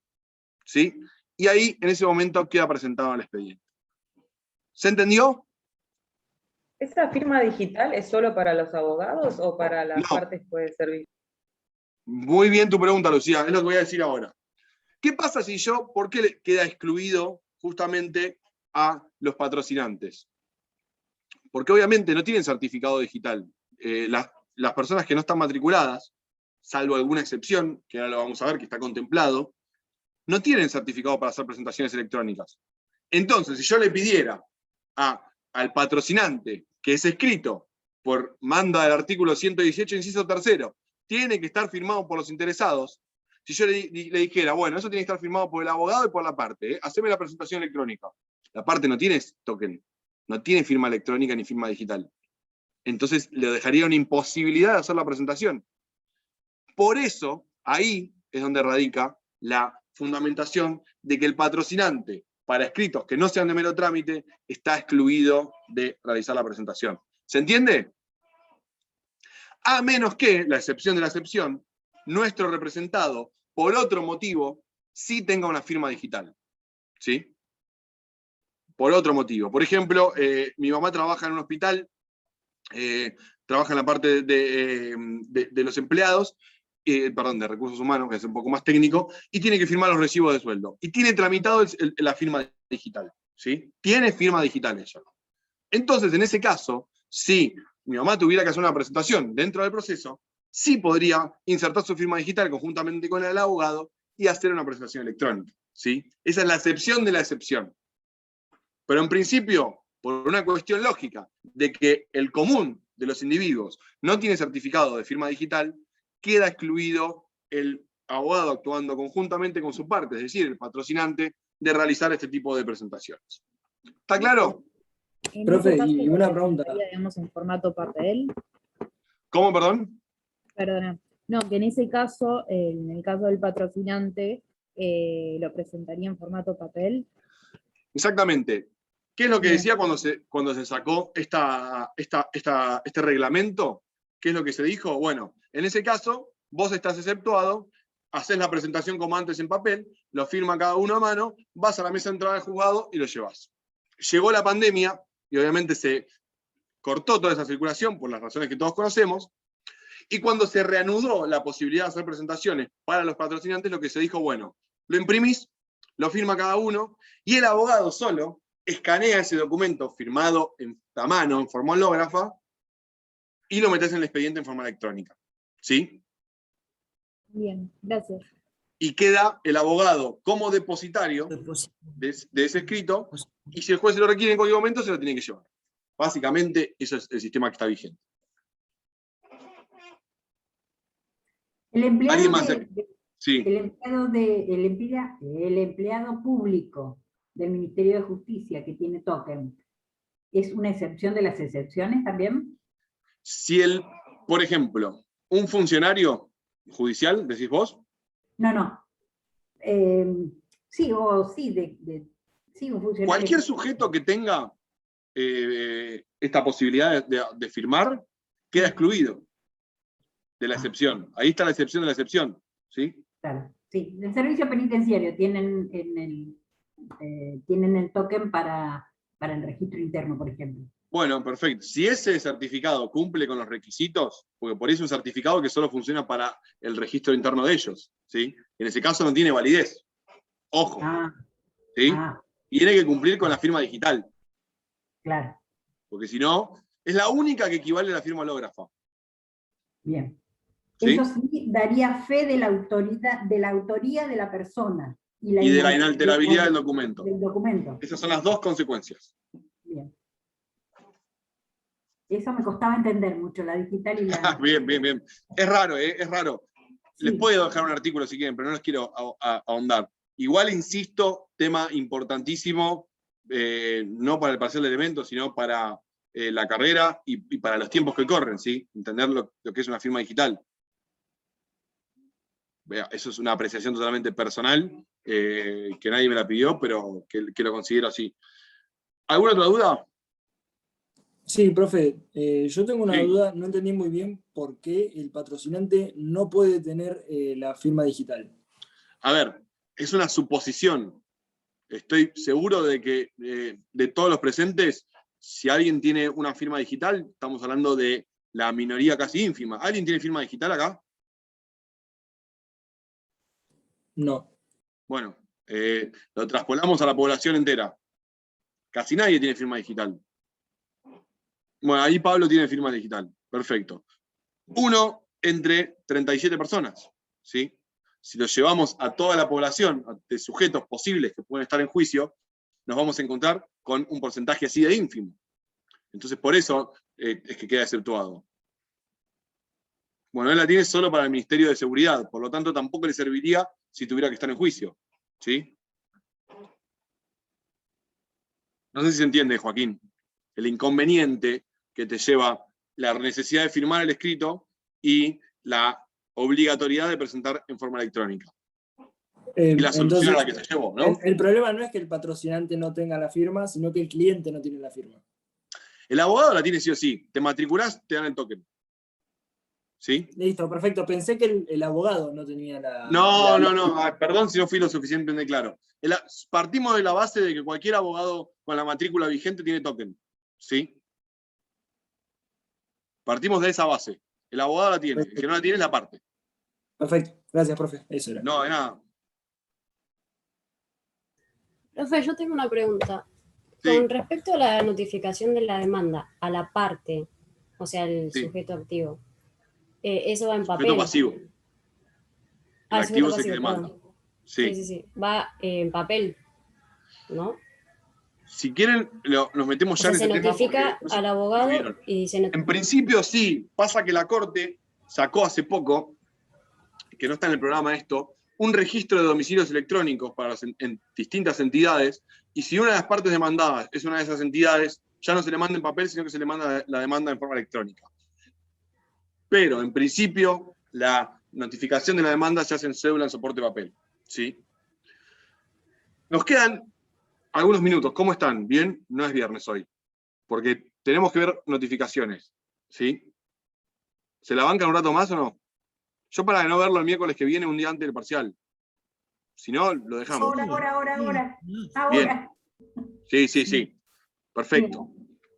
Primero que nada, vamos a hablar de las notificaciones. ¿Qué son las notificaciones? Bueno, es el medio mediante el cual el juez da a conocer sus resoluciones. ¿Sí? Ahora bien, no siempre para hacer esa notificación se acude a un medio aparte, sino que hay algunas notificaciones que se realizan en forma automática. Y ese es el principio general concebido por el Código para la notificación de las resoluciones que está en el artículo 133, ¿sí? Que ahora lo vamos a leer.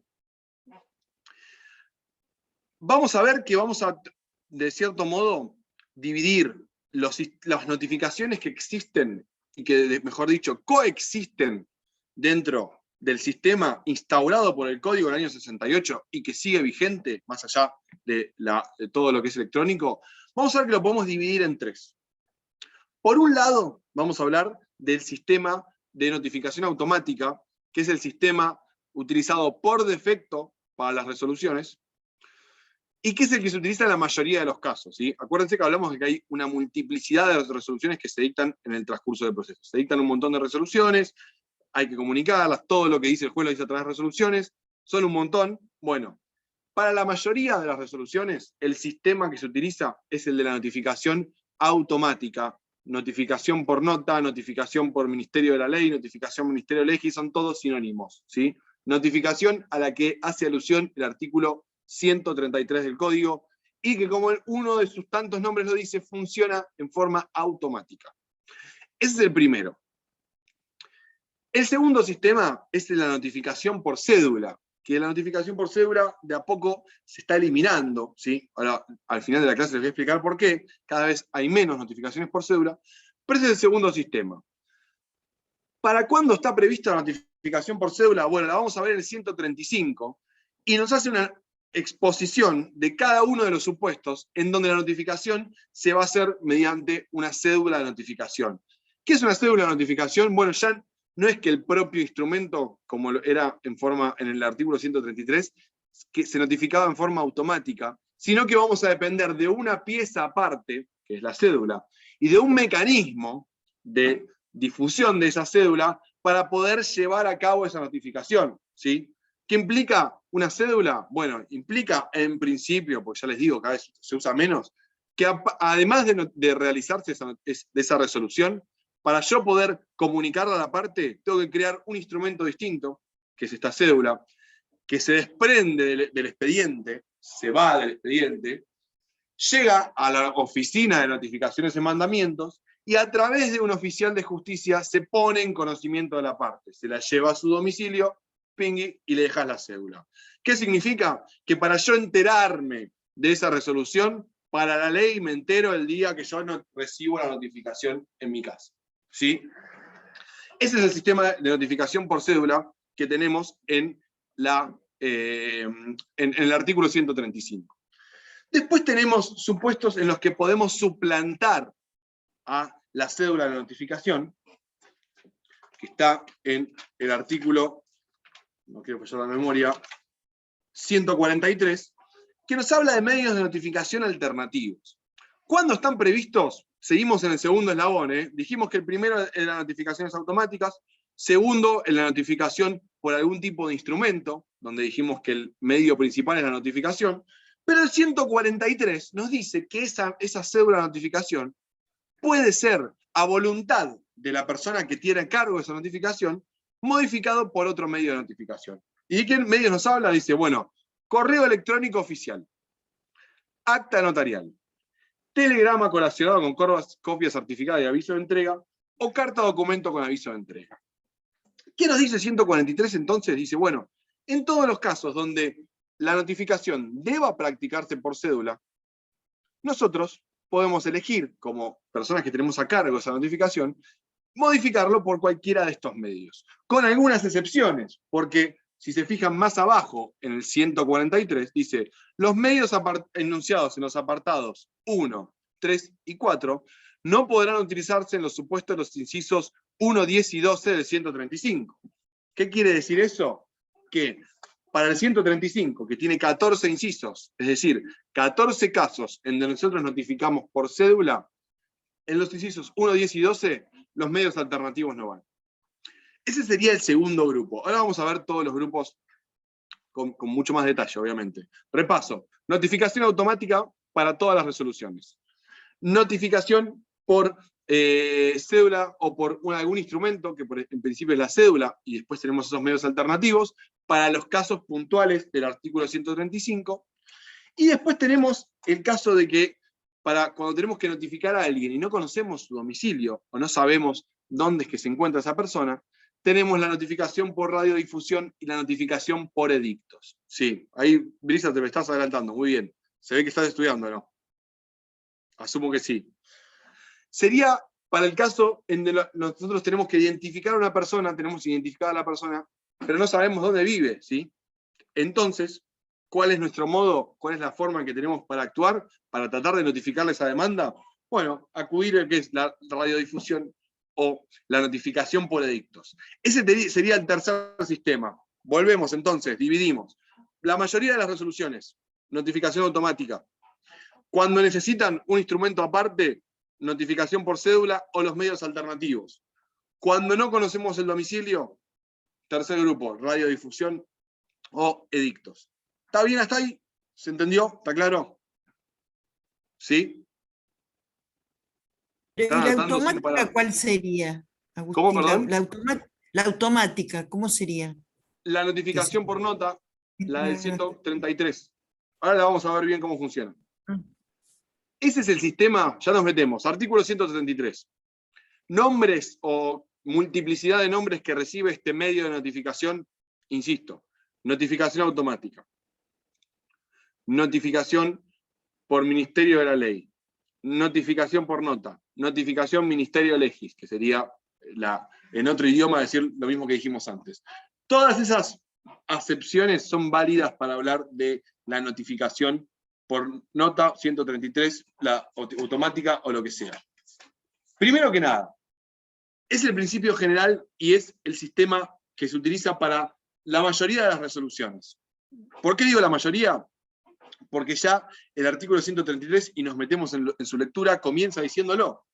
Salvo los casos en que proceda la notificación en el domicilio, y sin perjuicio de lo dispuesto en el artículo siguiente, las resoluciones judiciales quedarán notificadas en todas las instancias los días martes y viernes, o el siguiente hábil si alguno de ellos fuere feriado.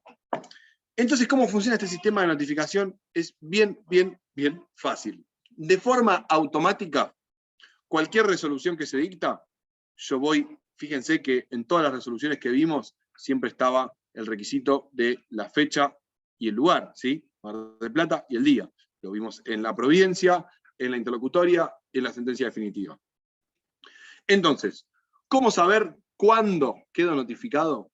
Bueno, si es una resolución que se notifica de forma automática, lo primero que tengo que hacer es ver la fecha en la que se dictó esa resolución. Veo la fecha, me ubico qué día de la semana estoy, y voy a quedar notificado de esa resolución el día martes o el día viernes que le sigue, ¿sí? Entonces, por ejemplo, estamos en el día de hoy, decimos, vemos la resolución, ¿qué día se dictó? 30 de junio. ¿Qué cayó 30 de junio? Miércoles. Perfecto. ¿Cuándo quedé notificado de la resolución? El viernes. El viernes. Al día siguiente. El viernes. El día, siempre lo tienen que pensar, es el día de nota siguiente. ¿Cuáles son los días de nota? Martes y viernes. ¿Se graban todos martes y viernes? ¿Todos se lo grabaron ya? Digan en su casa en voz alta martes y viernes, así no se lo olvidan. Los quiero ver. Martes y viernes. Martes y viernes. Martes y viernes, perfecto. Martes se lo y viernes. grabaron. Entonces, estoy en cualquier resolución que se notifica por este medio. ¿Que cuáles se notifican por este medio? Todas, salvo que diga lo contrario. Método automático. Veo la fecha en que se notificó, me fijo en qué día de la semana estoy y quedo notificado en forma automática el día martes o el día viernes siguiente. Ahora, ¿qué pasa? La semana que viene, por ejemplo, el viernes 9 de julio es feriado, ¿sí? ¿Qué pasa si la resolución se dicta el jueves 8 de julio? ¿Cuándo queda notificado? El lunes. El lunes. El martes. ¿El lunes o el martes? El martes. Martes. Stop. Lunes. Paren. Vamos a leer. Las resoluciones judiciales quedarán notificadas en todas instancias los días martes y viernes. O el siguiente hábil, si alguno de ellos fue feriado. Entonces, como creo que dijo Sofía, fue la primera, puntito, ganó. Si el viernes es feriado, queda notificado el día hábil siguiente. ¿Cuándo es el día hábil siguiente? Lunes. No me salteo, no me voy al día siguiente de nota, ¿sí? El feriado no me hace ir a otro día de nota. El día de nota sigue existiendo, pero como es feriado, el hábil siguiente. Entonces, ¿qué nos falta de eso? Ir a la parte de contar los plazos. Les voy a abrir un calendario para que lo veamos juntos. A ver si encuentro alguno acá. Creo que sí.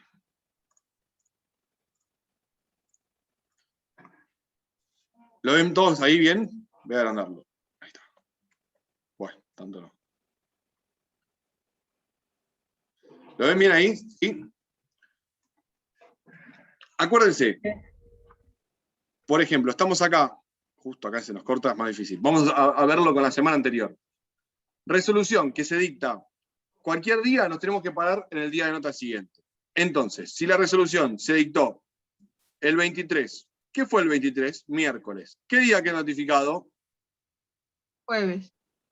El jueves. Viernes. Miriam. El jueves no es día de nota. Ah, no. Martes, perdón. Acuérdense. Y si no, te lo repetís, pero ahora 5 veces. Te lo repetís 5 veces ahora. Martes y viernes, martes y viernes, martes y viernes. Sí. Entonces, nos cayó un miércoles. Quedamos notificados el día de nota siguiente. ¿Cuál es el día de nota siguiente? El viernes. Nos quedamos notificados el 25. Si la resolución salió el 24, tiene fecha 24, es jueves. ¿Qué día quedamos notificados? El viernes. El 25. Perfecto. Si la resolución salió el 25, ¿qué día es 25? Viernes. ¿Qué día quedamos notificados? El martes. El martes 29. El viernes. ¿Viernes o martes? Martes. Martes. Martes. Muy bien, perfecto, porque dice el día de nota siguiente. Si estamos en viernes, no es siguiente, ya es ese mismo día de nota, así que nos vamos al día de nota que sigue. ¿Y cómo se hace finalmente para contar ese plazo? ¿Sí? Vamos a ponernos un poco más acá, así no la complicamos. Supongamos que nos salió una resolución que nos interesa el jueves 3 de junio. Quedamos notificados el viernes 4. Empezamos a contar el día siguiente. 1, 2, 3, 4, 5, más las primeras 4 horas del lunes. Siempre pensando que teníamos 5 días, por ejemplo, para interponer recurso de apelación. Vamos de vuelta con ese ejercicio. Nos sale una resolución el 3 y la queremos apelar. ¿Qué plazo tengo para interponer recurso de apelación? El código dice que es de 5 días. Por lo tanto, quedamos notificados el 4, contamos 1, 2, 3, 4, 5, más las primeras 4 horas del lunes, plazo de gracia, hasta las 12 del lunes 14 tenemos tiempo para interponer el recurso de apelación. ¿Se entendió? ¿Sí? Sí.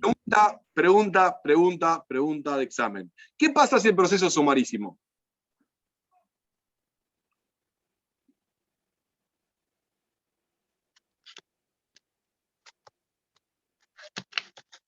¿Es de 2 días, puede ser? Muy bien. Todos los plazos en el proceso sumarísimo, salvo el de contestación de la demanda, bajan a 2 días. Todos los plazos, todos. Si tenemos 5 días para apelar, ahora tenemos 2. Si tenemos 5 días para el memorial, ahora tenemos 2. ¿Está claro? Todos los plazos van a 2 días. El de contestación de la demanda es de 5 días. Exactamente. 5 para contestar la demanda en el sumarísimo, y el resto de los plazos baja a 2 días. Acuérdenselo de eso, por favor, importantísimo. Pero ¿Quedó claro entonces? Profesor, Sí. Sí.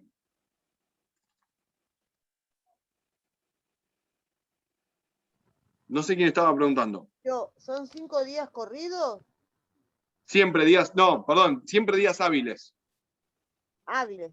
Porque Siempre hábiles. como decía el 23, 5 días era... No, pero empecé desde el 4. Empecé desde acá. No sé, ¿ven lo que selecciono, sí o no? Sí. Empecé desde el 4. 1, O sea 2, que empezamos el 7. 3. Exactamente. Ah. Sábado y domingo fuera. 4, 5, el 8. Más 4 horas más. Del Más 14. las 4, exactamente. Está bien.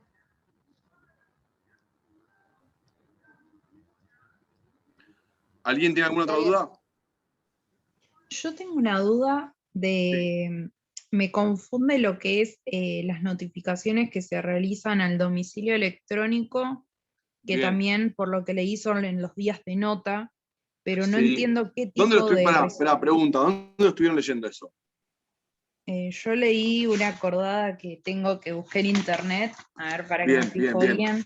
Está bien que lo hayas leído, me parece perfecto, pero 3886, por ahí leíste, ¿la acordada 3886? 3845 puede ser. 3845, bien.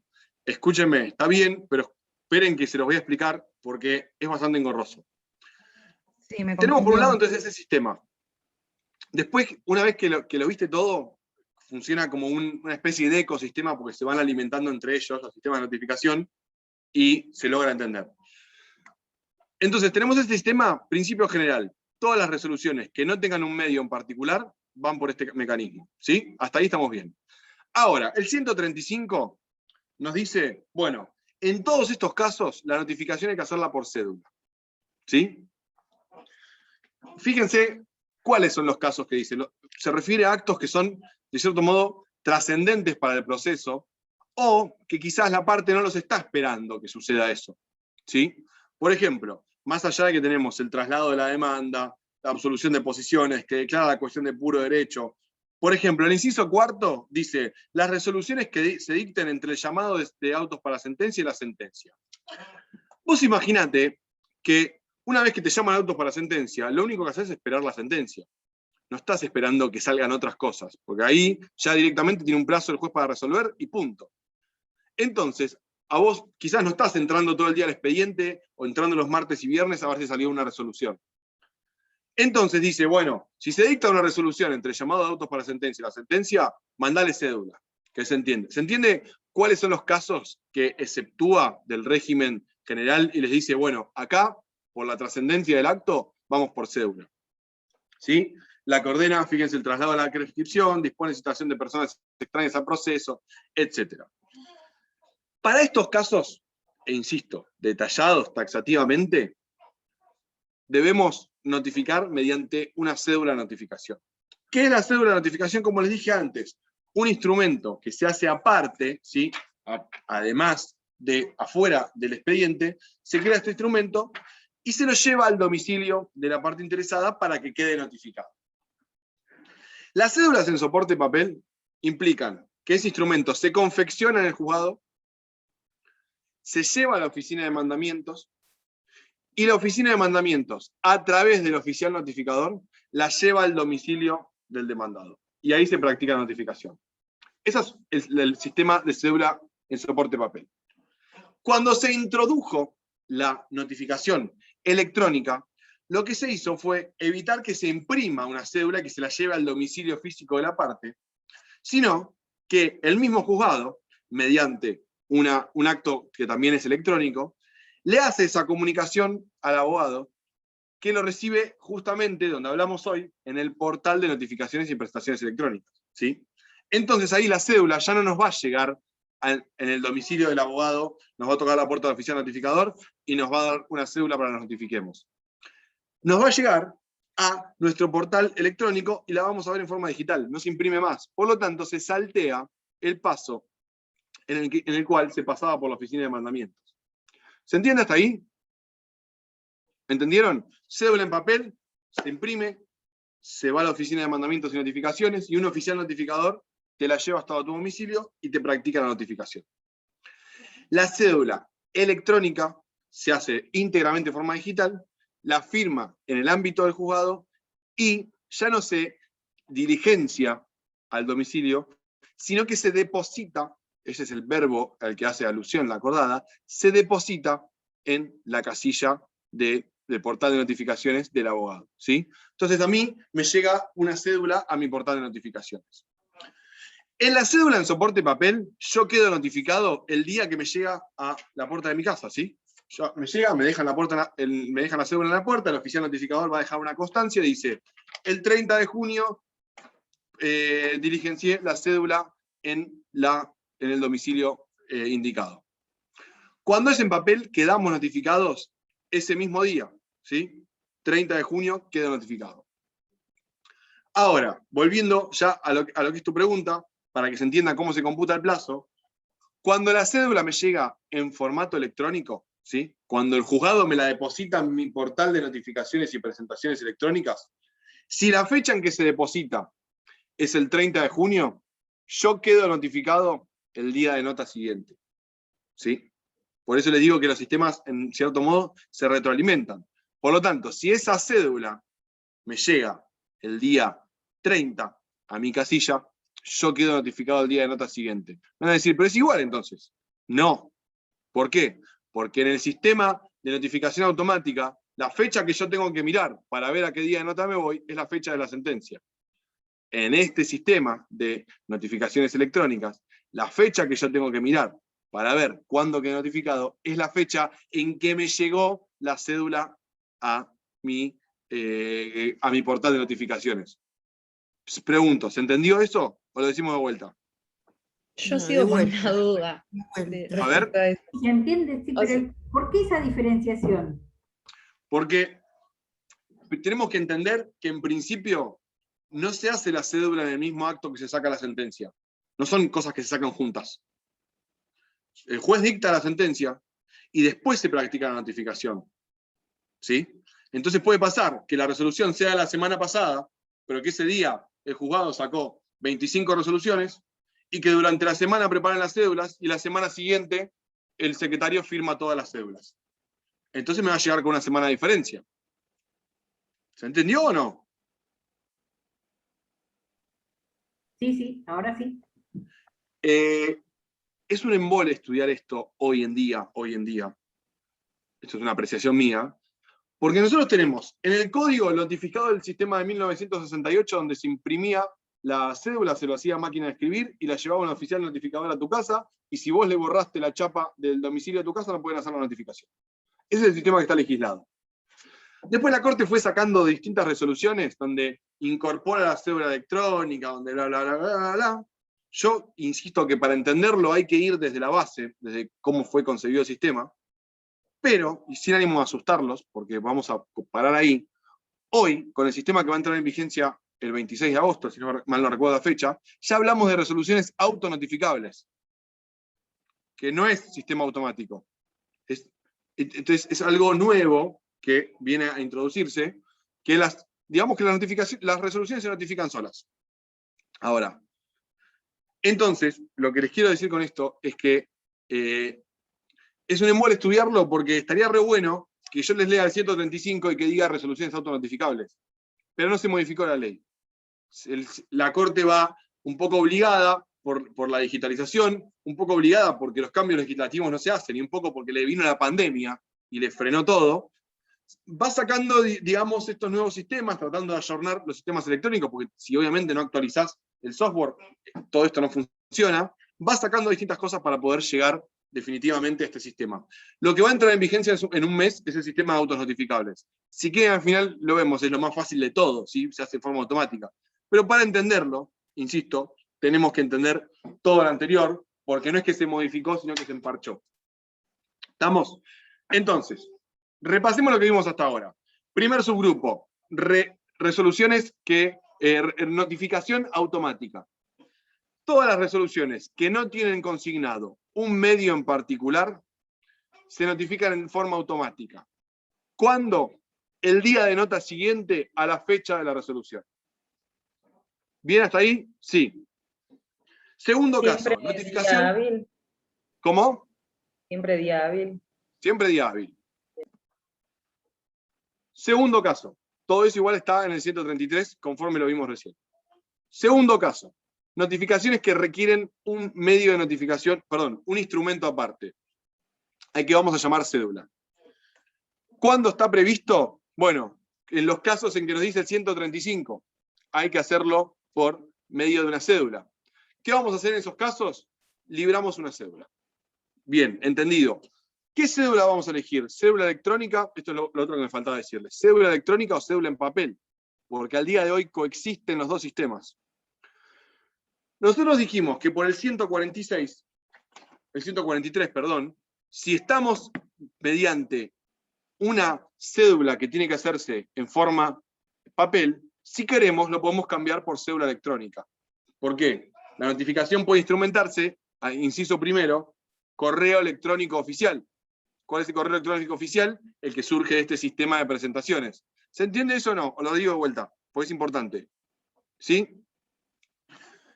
Tenemos 135, vamos a soporte papel, pero 143. Si querés lo podés cambiar por cualquiera de estos cuatro, que uno de esos es el correo electrónico oficial.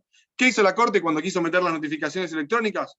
Bueno, a partir de ahora, siempre que se pueda hacer por correo electrónico oficial, va por correo electrónico oficial. No se hace más en soporte papel. Pero yo les dije que el artículo 143, que es re largo, en el párrafo 1, 2, 3, 4, en el párrafo 5, dice que los medios mencionados en los apartados 1, 3 y 4, entre ellos correo electrónico oficial, no podrá utilizarse en los supuestos de notificaciones previstas en los apartados 1, 10 y 12 del 135. ¿Qué nos dice acá? Entonces, el correo electrónico oficial para el 1, 10 y 12 no va. Vamos a ver qué dice el 1, 10 y 12 entonces, porque fíjense que es medio matete, pero tiene sentido. Van a ver. ¿Cuál es el caso del inciso primero?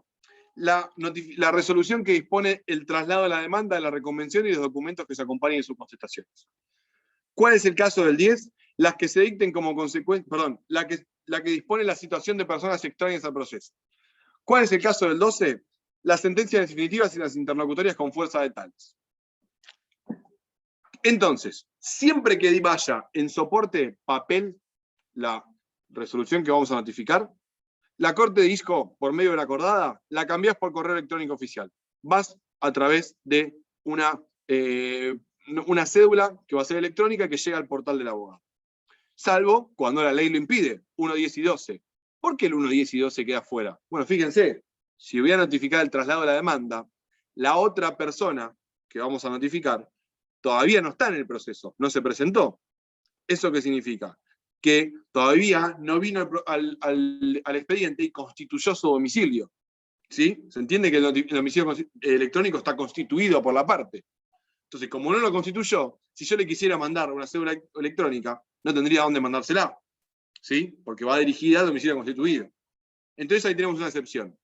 La segunda excepción, inciso 10, personas extrañas o ajenas al proceso. Por ejemplo, quiero citar a un tercero. ¿Cómo le voy a identificar el domicilio electrónico si todavía no vino ni constituyó ninguno? Entonces, por lo tanto, tampoco va al sistema de notificación electrónica, voy por papel. Y después, en la acordada original, estaban las sentencias definitivas, que seguía mandándolas en papel, pero como llegó la pandemia y no estaba funcionando la oficina de mandamientos, se empezaron a mandar en forma electrónica y eso no se modificó. Así que la excepción del 12, por otra acordada de la Corte, que sigue legislando a través de acordadas y no modifica la ley, queda fuera. Entonces, todas las cédulas que están en el 135, hoy en día, van en formato electrónico, salvo el inciso 1 y el inciso 10. ¿Está? Demanda y personas ajenas al proceso. ¿Está claro? ¿Se entendió? ¿En serio? Pregúnteme todo, es muy engorroso. Perdón, yo Por tengo eso otra entendió más. pregunta. Sí. Ay, no sé, estaba perdón. Cualquiera, No, cualquiera. cuando se habla de las cédulas que van dirigidas a domicilios constituidos, bueno, directamente se va al portal electrónico. Y por lo que estaba leyendo, las cédulas que tienen copias, digamos, adjuntas, ¿esas se diligencian al electrónico o al domicilio real? A ver, hoy en día se pueden mandar archivos adjuntos, ¿sí? No hay ningún problema Sí. con hacer esas resoluciones. En realidad lo que tenemos que ver es en cuál de los casos estamos, ¿sí? No pienses tanto en el contenido. Sí. Vos ves, estás en el caso del inciso sexto, fíjate, inciso sexto del 135. La providencia por devueltos cuando no haya habido notificación. ¿Es uno de los casos en que está exceptuado el sistema de papel? No, porque está exceptuado el sistema de papel el 1 y el 10. Listo. La mandás por cédula electrónica. Salvo que estés en el 1 y el 10, vas siempre por electrónico. Eso Y es lo que ahí hay que saber. adjuntas todo la documentación correspondiente, digamos. Si es en este necesario, caso, sí. acompañar. En realidad ese problema estaba, el tema de adjuntar la documentación, cuando querés hacer el traslado de la demanda, ¿sí? Pero ya me parece que es demasiado. Porque lo que se empezó a hacer es la impresión de un QR, la cédula te genera un QR. ¿Sí? Entonces vos agarrás, escaneás ese QR y accedes a toda la documentación. Eso es lo que se hace hoy. Claro. No quiero bombarlos con información. Cuando se genera la cédula electrónica, a vos te llega y te llega con un QR. Lo escaneás con el celular y accedes a toda la documentación. Claro, más simple. Lo que sucede hoy en día. ¿Cómo estamos hasta ahí? ¿Se entendió? Entonces, perdón, ¿y cómo contamos el plazo? Cuando nos llega una cédula en soporte papel, quedamos notificados en la fecha que pone el oficial notificador. Cuando nos llega la cédula en formato electrónico, quedamos notificados el día de nota siguiente a la fecha en que nos llegó la cédula. Nos olvidamos la fecha de la resolución. ¿Sí? A la fecha en que nos llegó la cédula. ¿Está claro? Bueno, ¿alguna duda? Cortamos. Porque ya me parece que no vamos a... voy a explicar mal yo y ustedes no van a entender. ¿Les parece bien? Y cualquier duda que surja, correo. Escuchen, ¿quieren que nos veamos el miércoles que viene? Sí. ¿Sí? Por favor, la clase va a durar lo que ustedes quieran, porque yo no voy a explicar nada, ya estamos. Es para responder preguntas, o sea, lean, háganse dudas y me las preguntan todas las que quieran, obviamente, ¿no? Pero la duración la definen ustedes, con las preguntas que hagan. Con respecto al parcial. Sí. Con respecto al parcial, el tema que uno selecciona. Sí. ¿Es conveniente que abarque varias aristas de las demás bolillas? Es una buena estrategia. Es una buena estrategia. Está bueno. Es algo que está bueno elegirlo. O sea, no va a ser mejor que si elegís un tema que solo hables de ese. No pasa nada. Pero es una buena estrategia, porque empezás hablando de algo y demostrás conocimiento de otras cosas también, ¿sí? ¿Te juega a favor empezar con un tema? ¿Es obligatorio? ¿Hay que hacerlo sí o sí? No es obligatorio, es un derecho que lo pueden usar o no. Yo se los recomiendo, ¿sí? Porque imagínense que no empiezan con un tema y les hacemos una pregunta. O sea, ya si no la saben, arrancan mal. En cambio, si ustedes eligen un tema, que obviamente se presupone que lo van a estudiar re bien, además, o sea, estudias todo, pero el tema que vos elegís lo estudias re bien, ya arrancás con una bien. ¿Sí? Arrancás con una pregunta bien si elegís el tema. Eso es lo que yo pienso. Pero no es obligatorio. Pueden usarlo, hacerlo si quieren o si no quieren no. ¿Va a ser ¿Otra duda? en horario de cursada, cero? No, arranca a las 9 de la mañana, me parece. Ah, genial. Por ejemplo, en cuanto a tu bolilla, el tema de los sujetos del proceso penal o todo lo que hable en el ámbito penal, ¿lo tenemos que estudiar? ¿Lo van a preguntar? ¿Lo pasan por alto? Así, mirá. No te veo, justo. Esperá.